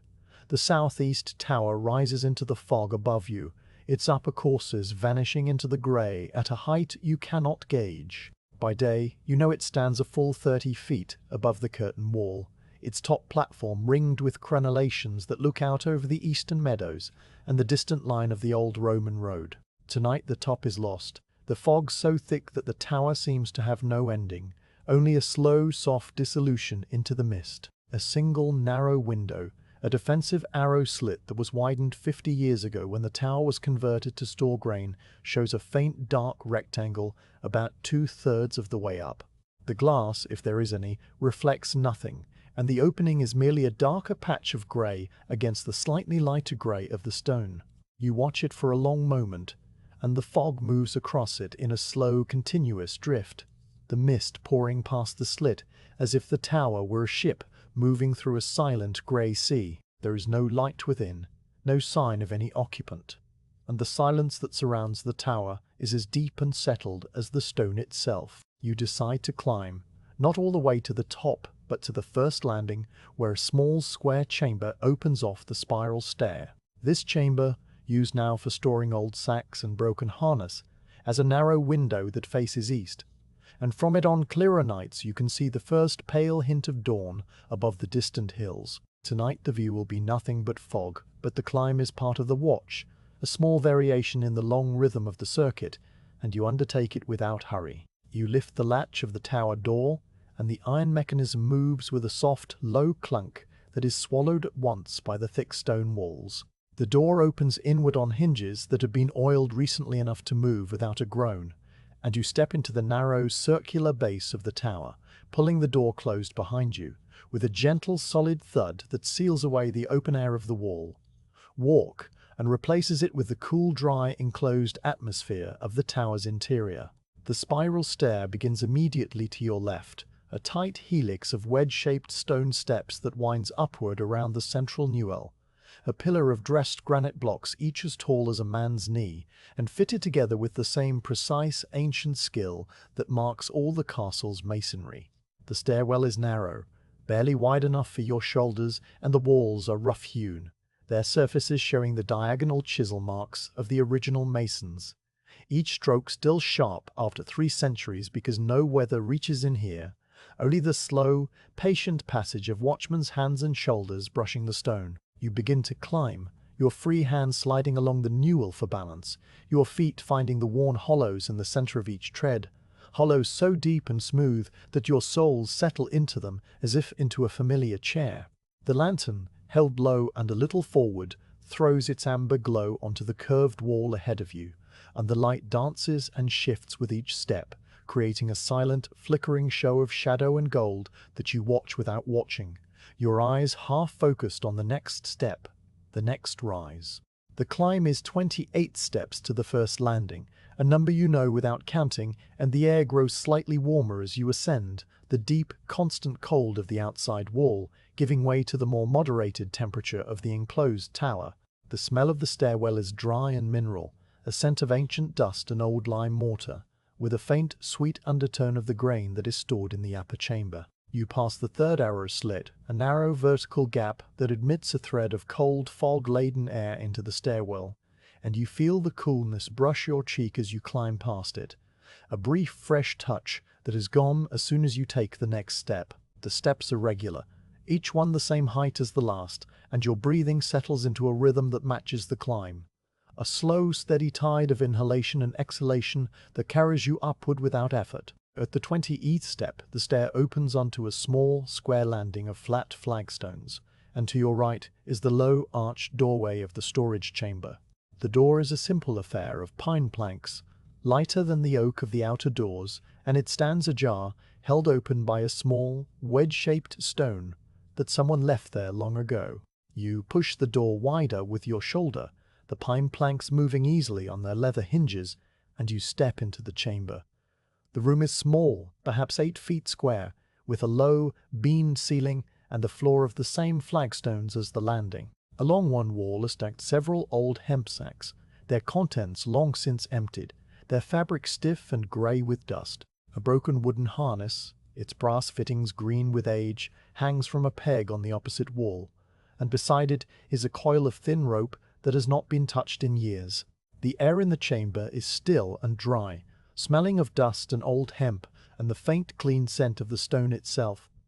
But the reason you are here is the window, a narrow, unglazed slit set into the eastern wall at about the height of your chest. You cross to the window, your footsteps making soft, padded sounds on the dusty flagstones, and you set your lantern on the low stone sill. The window opening is perhaps 3 inches wide and 2 feet high, its sides splayed inward to allow a wider view from inside, and you lean forward, resting your hands on the cool, sloping stone on either side. The view is exactly what you expected. A moving sea of grey, the fog undulating in slow, silent waves as far as the eye can see. There is no ground visible, no sky, no horizon, only the endless, soft, featureless expanse of mist that fills the eastern world from edge to edge. The fog here is a paler grey than it was on the northern wall, a grey that holds the faintest suggestion of the moon somewhere far above, though the moon itself remains hidden. You watch the mist move, its surface shifting in long horizontal rolls that remind you of the sea on a calm day, a sea of vapour that stretches to the distant hills and beyond, a patient, silent ocean that will not lift, until the sun burns it away. The stillness of the chamber, the close, dry warmth of the tower's interior, and the slow, endless motion of the fog beyond the window combine to create a moment of deep, undisturbed quiet that settles over you like a hand on your shoulder. You remain at the window for a long time, your breathing slow and regular, your thoughts still and diffuse as the fog itself. When you eventually step back from the window, your knees brush against the stone sill, and you feel the cold that has seeped into the wool of your leggings. You lift the lantern, the chain clinking softly, and you turn back to the doorway, ducking slightly under the low arch. The descent is quicker than the climb, your feet finding the worn hollows with the ease of long practice, your hands sliding down the newel in a smooth, continuous motion. The cold air of the ground floor meets you as you near the bottom, a sharp contrast to the warm stillness of the upper chamber, and then you are at the outer door, pressing the latch and stepping back out onto the walk apron, where the fog wraps around you at once. Cool and close and familiar. You close the tower door behind you and stand for a moment on the small flagstone apron, letting your senses readjust to the open air. The eastern wall stretches away before you, straight and long and true, its battlements marching northward into the fog with the patient regularity of a heartbeat. This is the wall you walked at the very start of your watch, the wall that connects the southeast tower to the northeast tower and completes the full circuit of the inner curtain. And now you face it again, the final long leg of your journey through the night. You take your first step onto the eastern walk, and the flagstone meets your foot with the familiar, solid welcome of old stone. The fog along this stretch is thick but steady, its movement almost imperceptible, and the air has a settled, late-night quality that speaks of the deepest hours before the first, far-off hint of dawn. You walk northward, and the rhythm of the circuit reasserts itself immediately, your body falling into the steady, even pace that has carried you through every other stretch. The parapet to your right is the same row of merlons and embrasures you passed hours ago, each one familiar and unchanged, and you pass them now with the quiet recognition of old friends.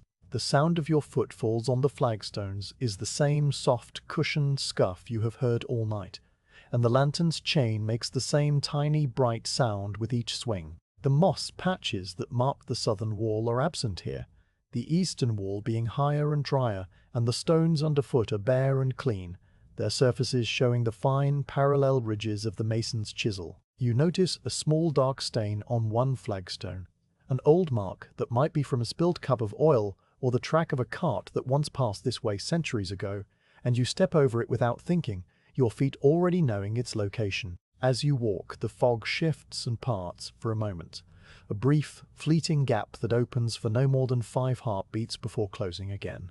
In that gap you see the top of the great oak, the ancient tree that stands outside the eastern curtain, its highest branches reaching just above the level of the wall. The oak is a dark, intricate net against the paler grey of the fog, its bare winter branches tracing a pattern of fine, black lines that spread outward like the veins of a leaf or the cracks in old pottery. You can see the rough texture of the bark on the largest branch, the way the moisture has darkened it to a deep, charcoal black, and you can see the tiny, rounded buds at the tips of the smaller twigs, each one a promise of spring that is still many months away. The sight is a brief, quiet gift, a glimpse of the living world outside the wall, and then the fog closes again and the oak disappears, returned to the grey embrace of the mist. You nod once, a small inward gesture of acknowledgement, and you continue walking. The eastern wall is the longest straight stretch of the circuit, longer even than the northern wall, and it runs without interruption from the southeast tower, all the way to the northeast tower, where you first began. The walk becomes a rhythm so steady, so ingrained, that you lose count of the merlons, the embrasures, the individual flagstones under your feet. Your thoughts settle into a quiet, even hum, a state of awareness that notices only the physical sensations, the coolness on your face, the slight ache in your right shoulder from holding the lantern for so long, the reliable solidity of the stone under your hand as you trail your gloved fingers along the inner parapet. The ache in your shoulder is a familiar, almost pleasant sensation, a reminder that you've been walking for many hours, and you shift the lantern to your left hand to give your right arm a rest. The chain resettles across your left palm, the weight slightly different on the new side, and you adjust your grip until the balance feels right again. The fog continues its slow, silent migration past the crenellations, and the world remains reduced to the small amber globe of your lantern's light, the grey stone underfoot, and the dark, blocky shapes of the battlements that march beside you into the mist. You are alone on the wall, the only watchman on this stretch, and the solitude is not a burden, but a space, a wide, quiet space in which your thoughts can spread out and rest. You think of nothing in particular, and the nothing is a comfort, a blank, calm expanse that holds no worries and no urgencies, only the steady, patient presence of the night. Your footsteps carry you northward, one after another, and the northeast tower, where your circuit began, waits somewhere ahead in the fog, invisible but certain, like the dawn that is still hours away, but already moving toward you from the far side of the world. You complete the long eastern wall as the night reaches its deepest, stillest hour, the hour when even the fog seems to pause and gather itself before the slow turn toward dawn. The northeast tower, where your circuit began so many hours ago, emerges from the grey with the quiet familiarity of a homecoming, its dark cylindrical mass resolving from the mist in gradual stages. First a thickening of the grey, then a suggestion of vertical stone, and finally the solid, rain-darkened granite that you have known for so many years. The flagstones underfoot give way to the tower's foundation plinth, a ring of larger blocks that radiate outward like ripples frozen in stone, and you step onto that familiar apron with a sense of arrival, a quiet completion that marks the end of your third full circuit of the walls. Your body knows this place as it knows the guardroom and the stairwells, and every Merlin on every stretch. You could stand here blindfolded and know exactly where you are by the texture of the stone under your soles, and the particular way the air moves around the tower's curve. You stop, as you always do at this point, and you set the lantern on the stone ledge beside the tower door, the same ledge where you rested it at the very beginning of the watch. The flame burns as steadily now as it did then, the oil reservoir still holding enough fuel for the remaining hours, and the small golden globe of light it casts is a warm presence in the cold, damp air. You have walked 3 full circuits of the inner curtain, a distance that by daylight measurement would be a little over a mile, but which feels tonight like a journey through a world made entirely of stone and fog and the steady rhythm of your own footsteps. The watch is now at its midpoint, the hour when the log must be marked and the inventory of the night taken, and you feel the weight of that small duty settle over you without urgency or resistance. This is the time of the watch when the body begins to notice its own tiredness, a gentle, diffuse sensation that lives in the backs of your legs and the space between your shoulder blades. But the tiredness is not unpleasant. It is simply a part of the night's texture, as much a companion as the fog or the cold stone. You flex your shoulders once, a slow circular motion that loosens the muscles and sends a small wave of warmth down your arms, and then you lift the lantern again and turn toward the stairwell that leads down to the bailey. The descent from the northeast tower to the ground is a shorter climb than the ascent to the southeast tower's upper chamber, a simple flight of 23 steps that spirals down through the tower's base and emerges near the gatehouse guardroom. You take these steps with the same careful, unhurried pace you have used all night, your free hand sliding along the cold, smooth newel, your feet finding the worn hollows in the center of each tread. The air grows slightly warmer as you descend, the deep chill of the upper wall giving way to the more moderated cold of the ground level, and the smell of the stairwell changes from the clean, damp scent of the fog to the earthier, closer smell of packed dirt and old straw, and the faint, metallic tang of the guardroom's iron brazier. At the bottom of the stair, a low arched doorway opens onto the inner bailey, and you step through it, your feet meeting the packed earth of the courtyard with a soft, cushioned sound that is different from the harder scuff of the flagstones above. The fog in the bailey is as thick as it was when you crossed it hours ago, perhaps even thicker, and the shapes of the buildings around you are reduced to soft, dark masses that seem to float in the grey, without any connection to the ground. You know where you are, of course. The gatehouse is to your left, a vast, blocky presence that rises into the mist, and the guardroom is directly ahead, its low door marked by a thin, flickering line of amber light that seeps through the gap between the planks. You walk toward that light, your footsteps making the same soft, gritty sound on the packed earth that they made earlier.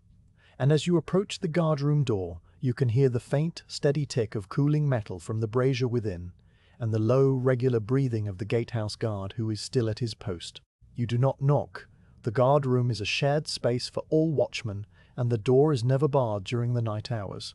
You press the latch with your thumb, and the door swings inward on its heavy iron hinges, admitting you to a small square room that is warm and close after the cold openness of the wall. Walk. The guardroom is lit by a single lantern that hangs from a ceiling beam, its flame turned low so that the room is filled with a dim, golden half-light, and by the small iron brazier that glows with a deep, steady red in the corner.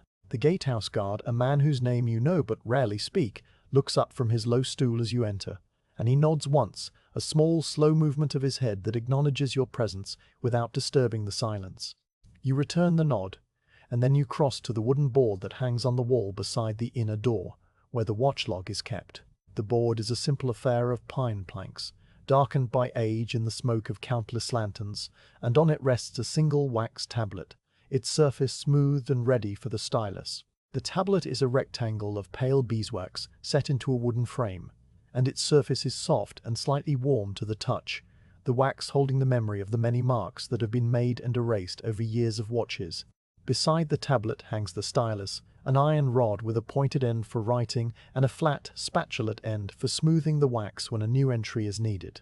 You take the stylus in your right hand, your glove gripping the cold iron, and you lean forward to scratch a brief mark into the wax, noting the time and the unchanged status of the night. Your hand moves with the practiced ease of long habit, the strokes simple and economical, a single line for the hour, a short notation for the fog, a check mark for the outer doors and the portcullis, and a final, small cross that means nothing has disturbed the peace of the walls. The wax accepts the marks with a soft, faintly gritty resistance, and the lines you make are pale and clear against the darker surface. When you are finished, you set the stylus back in its holder, the iron clinking softly against the wood, and you step back from the board. The gatehouse guard, still seated on his stool, shifts his weight and reaches for the clay cup that rests on the stone sill beside him. He drinks, the water making a small, quiet sound as he swallows, and then he sets the cup down again and pulls his cloak more tightly around his shoulders. He does not speak, and neither do you.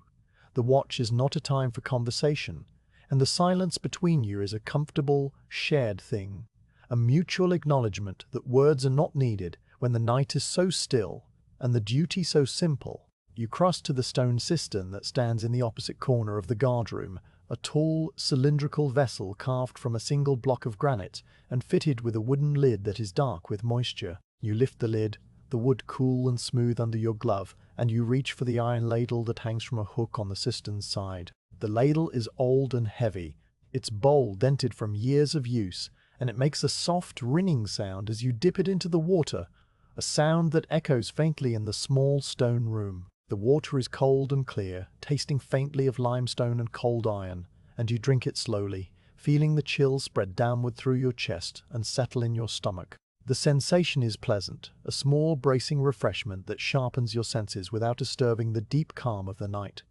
You take a second ladle, drinking just as slowly, and then you hang the ladle back on its hook and lower the cistern lid with a soft, solid thud. Now you cross to the three-legged stool that stands against the guardroom's inner wall.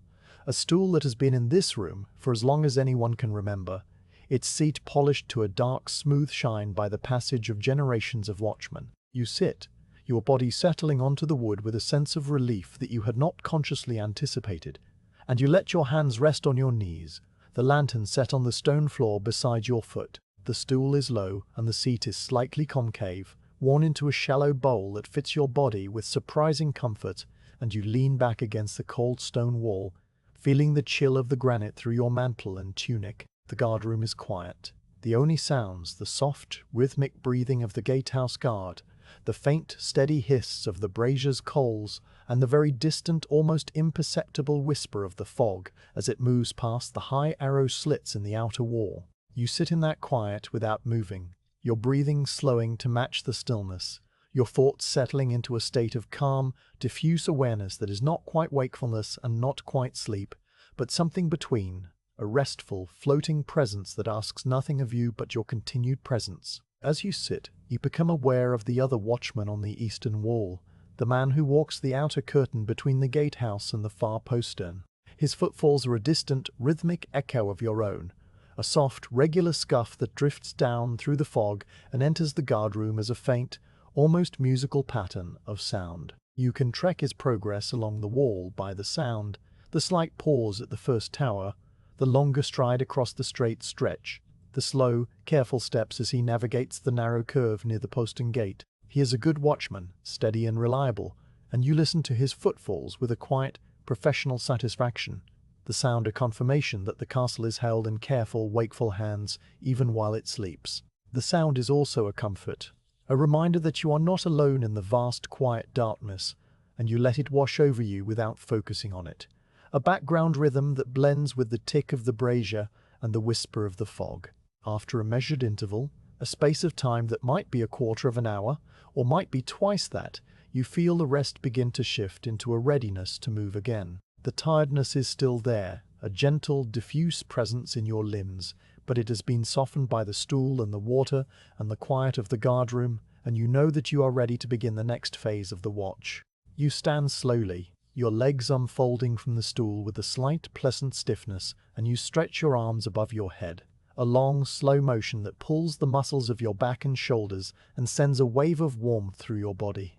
The gatehouse guard glances at you, his eyes catching the lantern light for a second, and he nods again, a small, silent gesture that says without words that all is well and the watch continues. You nod in return, and then you bend to lift your lantern from the floor, the chain settling back into the familiar groove across your palm. The weight of it, a known and steady companion. You cross to the guardroom door and press the latch, stepping back out into the bailey where the fog has not changed at all, its density unwavering, its slow, silent movement continuing without pause. The courtyard is as you left it, the same soft, indistinct shapes of the buildings clustered around you, the same faint orange glow of the kitchen chimney burning in the distance, the same steady, rhythmic drip of water from the well-house eaves into the stone trough.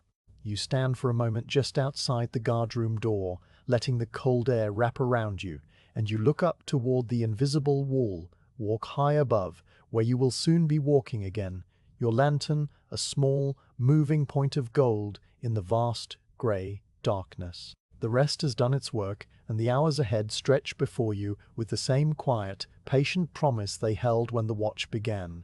A path of stone and fog and steady, rhythmic footsteps that will carry you through the deep, still hours until the first, far-off hint of morning touches the eastern sky. You begin your walk toward the nearest stair, your pace unhurried, your lantern held steady, your mind already settling back into the calm, even rhythm of the circuit that has become as natural to you as breathing. You climb the stone stair from the bailey for the last time in this watch, the worn treads familiar under your thin leather soles, and as you rise through the narrow, spiraling passage, the quality of the air begins to change. The fog, which has been a constant presence since you first lit your lantern hours ago, now carries a subtle difference, a barely perceptible thinning that you feel more than see. The stone under your hand is still cold and damp.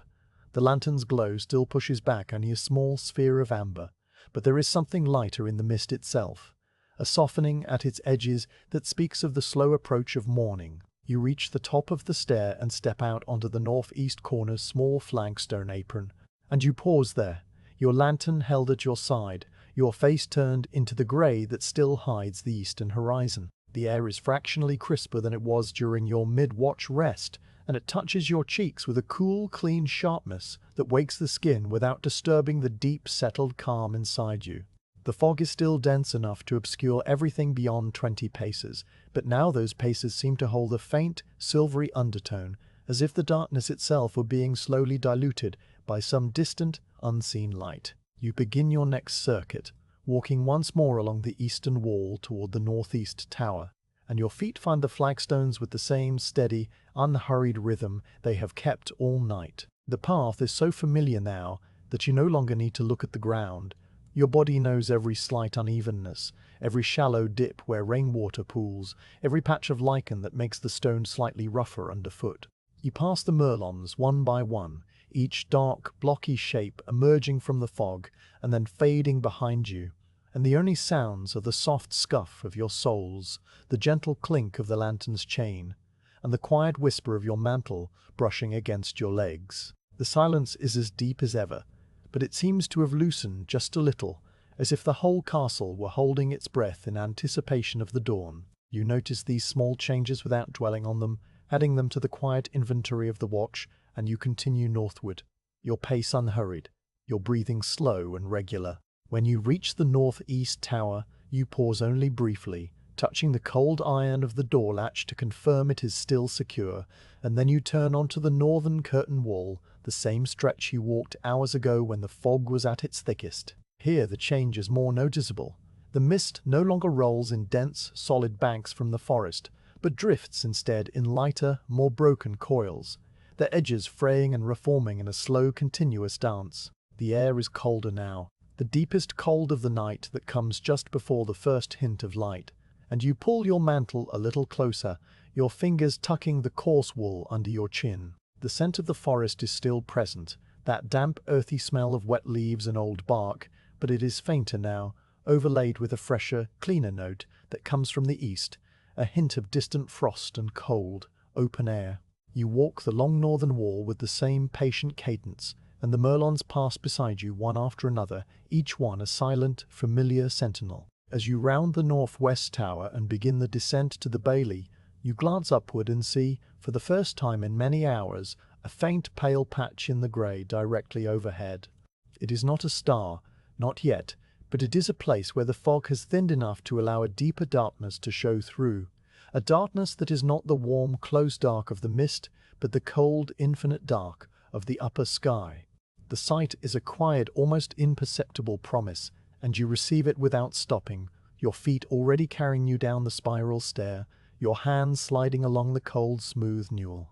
When you emerge into the bailey, the fog there is still thick, but it has lifted slightly from the ground, so that the packed earth underfoot is visible for a full 10 paces, its surface dark and glistening with moisture.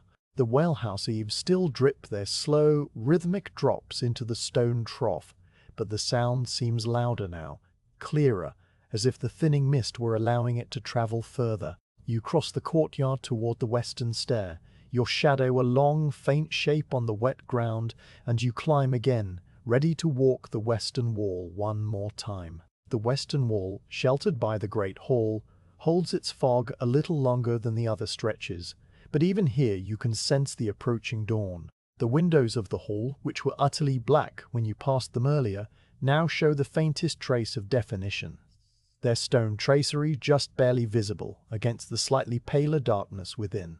The great hall itself is still silent, its timbers still settling with the occasional low, soft creak, but there is a feeling of waiting in the air, a sense that the building is aware, in its ancient stony way, that the night is beginning its slow retreat. You pause at the embrasure overlooking the kitchen garden, the same spot where you watched the old black cat make her silent patrol, but the garden is empty now, the rosemary bushes standing as soft, rounded shapes in the fog, the leaves heavy with moisture.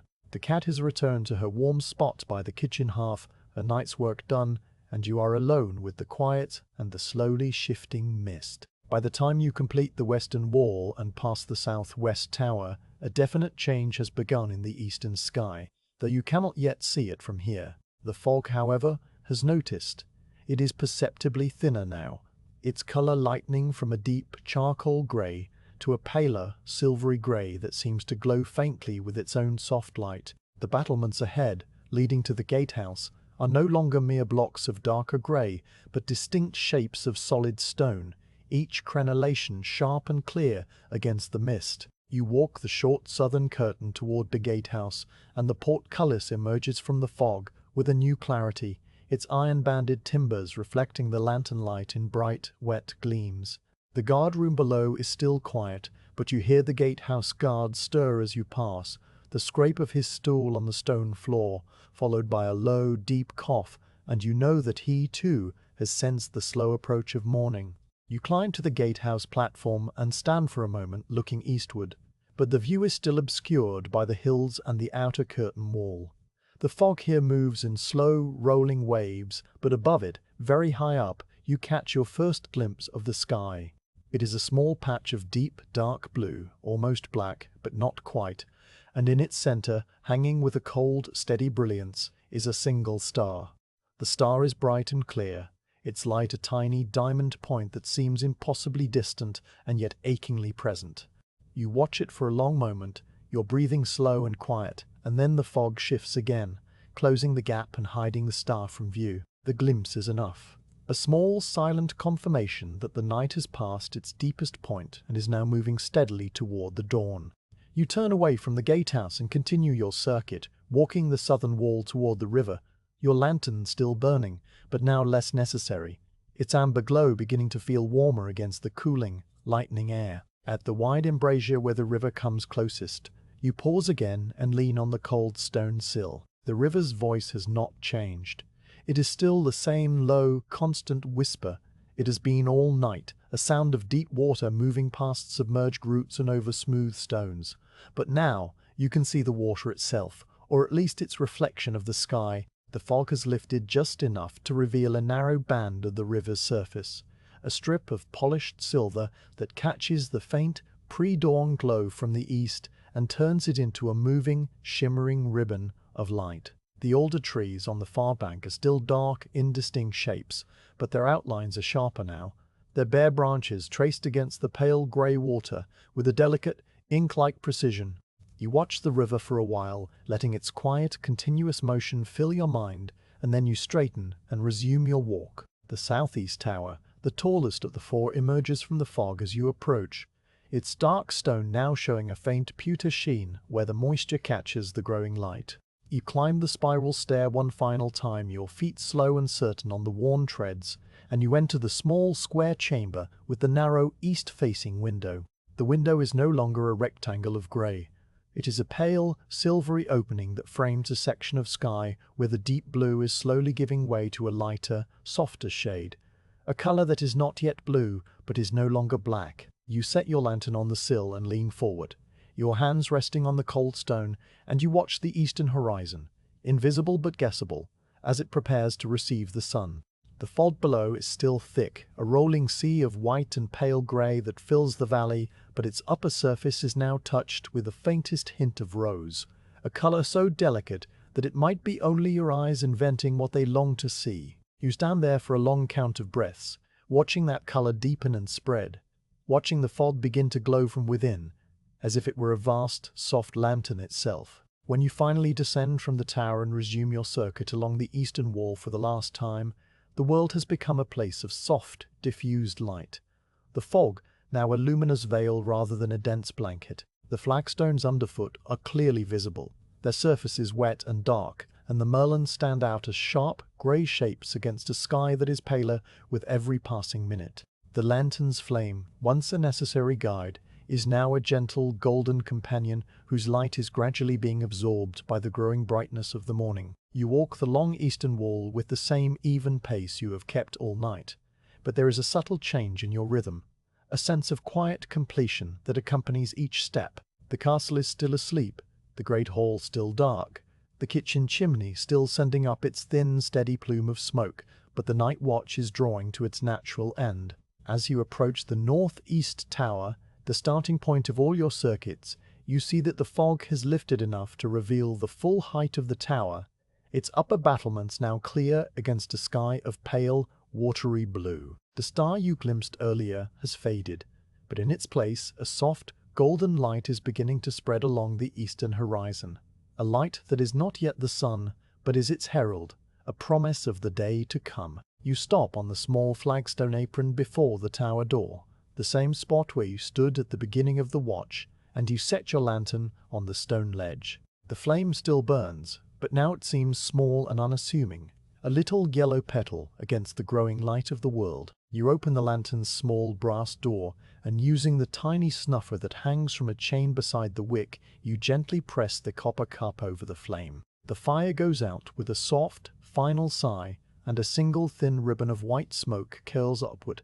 catching the dawn light for a moment before it dissolves into the cool, clean air. The smell of the extinguished wick, a faint, smoky, oily scent, rises briefly and then fades, replaced by the fresh, cold smell of the morning fog. You stand still for a moment, your hand resting on the now dark lantern, your eyes turned toward the east. The fog is still present, but it is a morning fog now, a soft, white blanket that hugs the ground and waits for the sun to burn it away. The castle walls, which have been your sole world for so many hours, are once again visible in their full, ancient expanse, their stones grey and black, and touched with the silver sheen of moisture. Somewhere in the bailey below, a cock crows once, a single distant note that is muffled by the mist, but clear enough to announce the new day. The sound is followed by the soft, distant clatter of a wooden bucket, the first stirrings of the kitchen staff beginning their morning duties, and you know that the castle is slowly waking, its long night's rest coming to an end. You take up your lantern, its metal now cooling, and you begin your final descent, the spiral stair familiar under your feet. The new watchman will soon arrive to take your place, a man whose face you know well, and you will pass him on the stair or in the guardroom, exchanging a quiet nod, a brief, wordless acknowledgement that the night has been peaceful and the castle remains secure. When you reach the bailey, the fog is still thick, but it is a lighter, more luminous fog, and the shapes of the buildings have sharpened into their familiar daytime forms. The kitchen door is slightly ajar, and a thin, warm light spills out onto the wet cobbles, carrying with it the smell of fresh baked bread and wood smoke. You cross the courtyard slowly, your feet finding the familiar path to the guardroom by the gatehouse, and you open the heavy oak door, stepping into the small, warm room where the brazier still glows and the wax tablet still hangs on the wall. You hang your lantern on its peg beside the door, the blackened bronze chain settling against the wood with a soft final click. You remove your gloves, your fingers stiff and cold, and you lay them on the stone bench to dry. The gatehouse guard, who is also nearing the end of his watch, stirs on his stool and looks up at you with wary, calm eyes. He nods once, a slow, deliberate movement that says everything that needs to be said, and you nod in return. You cross to the wax tablet and make your final mark of the night, a simple line that closes the log, and then you set the stylus back in its holder. The watch is over. You have walked the walls through the whole heavy fog, and the castle remains quiet and unchanged, its stones still standing, its gates still closed, its people still sleeping peacefully in their beds. You sit on the three-legged stool for a few last moments, letting the warmth of the brazier seep into your cold hands, and you feel the quiet satisfaction of a duty completed, a night passed in stillness and vigilance. Outside, the fog continues its slow, silent retreat, and the sun, still hidden below the hills, begins to touch the highest battlements with a pale golden light that will soon spread across the whole waking world.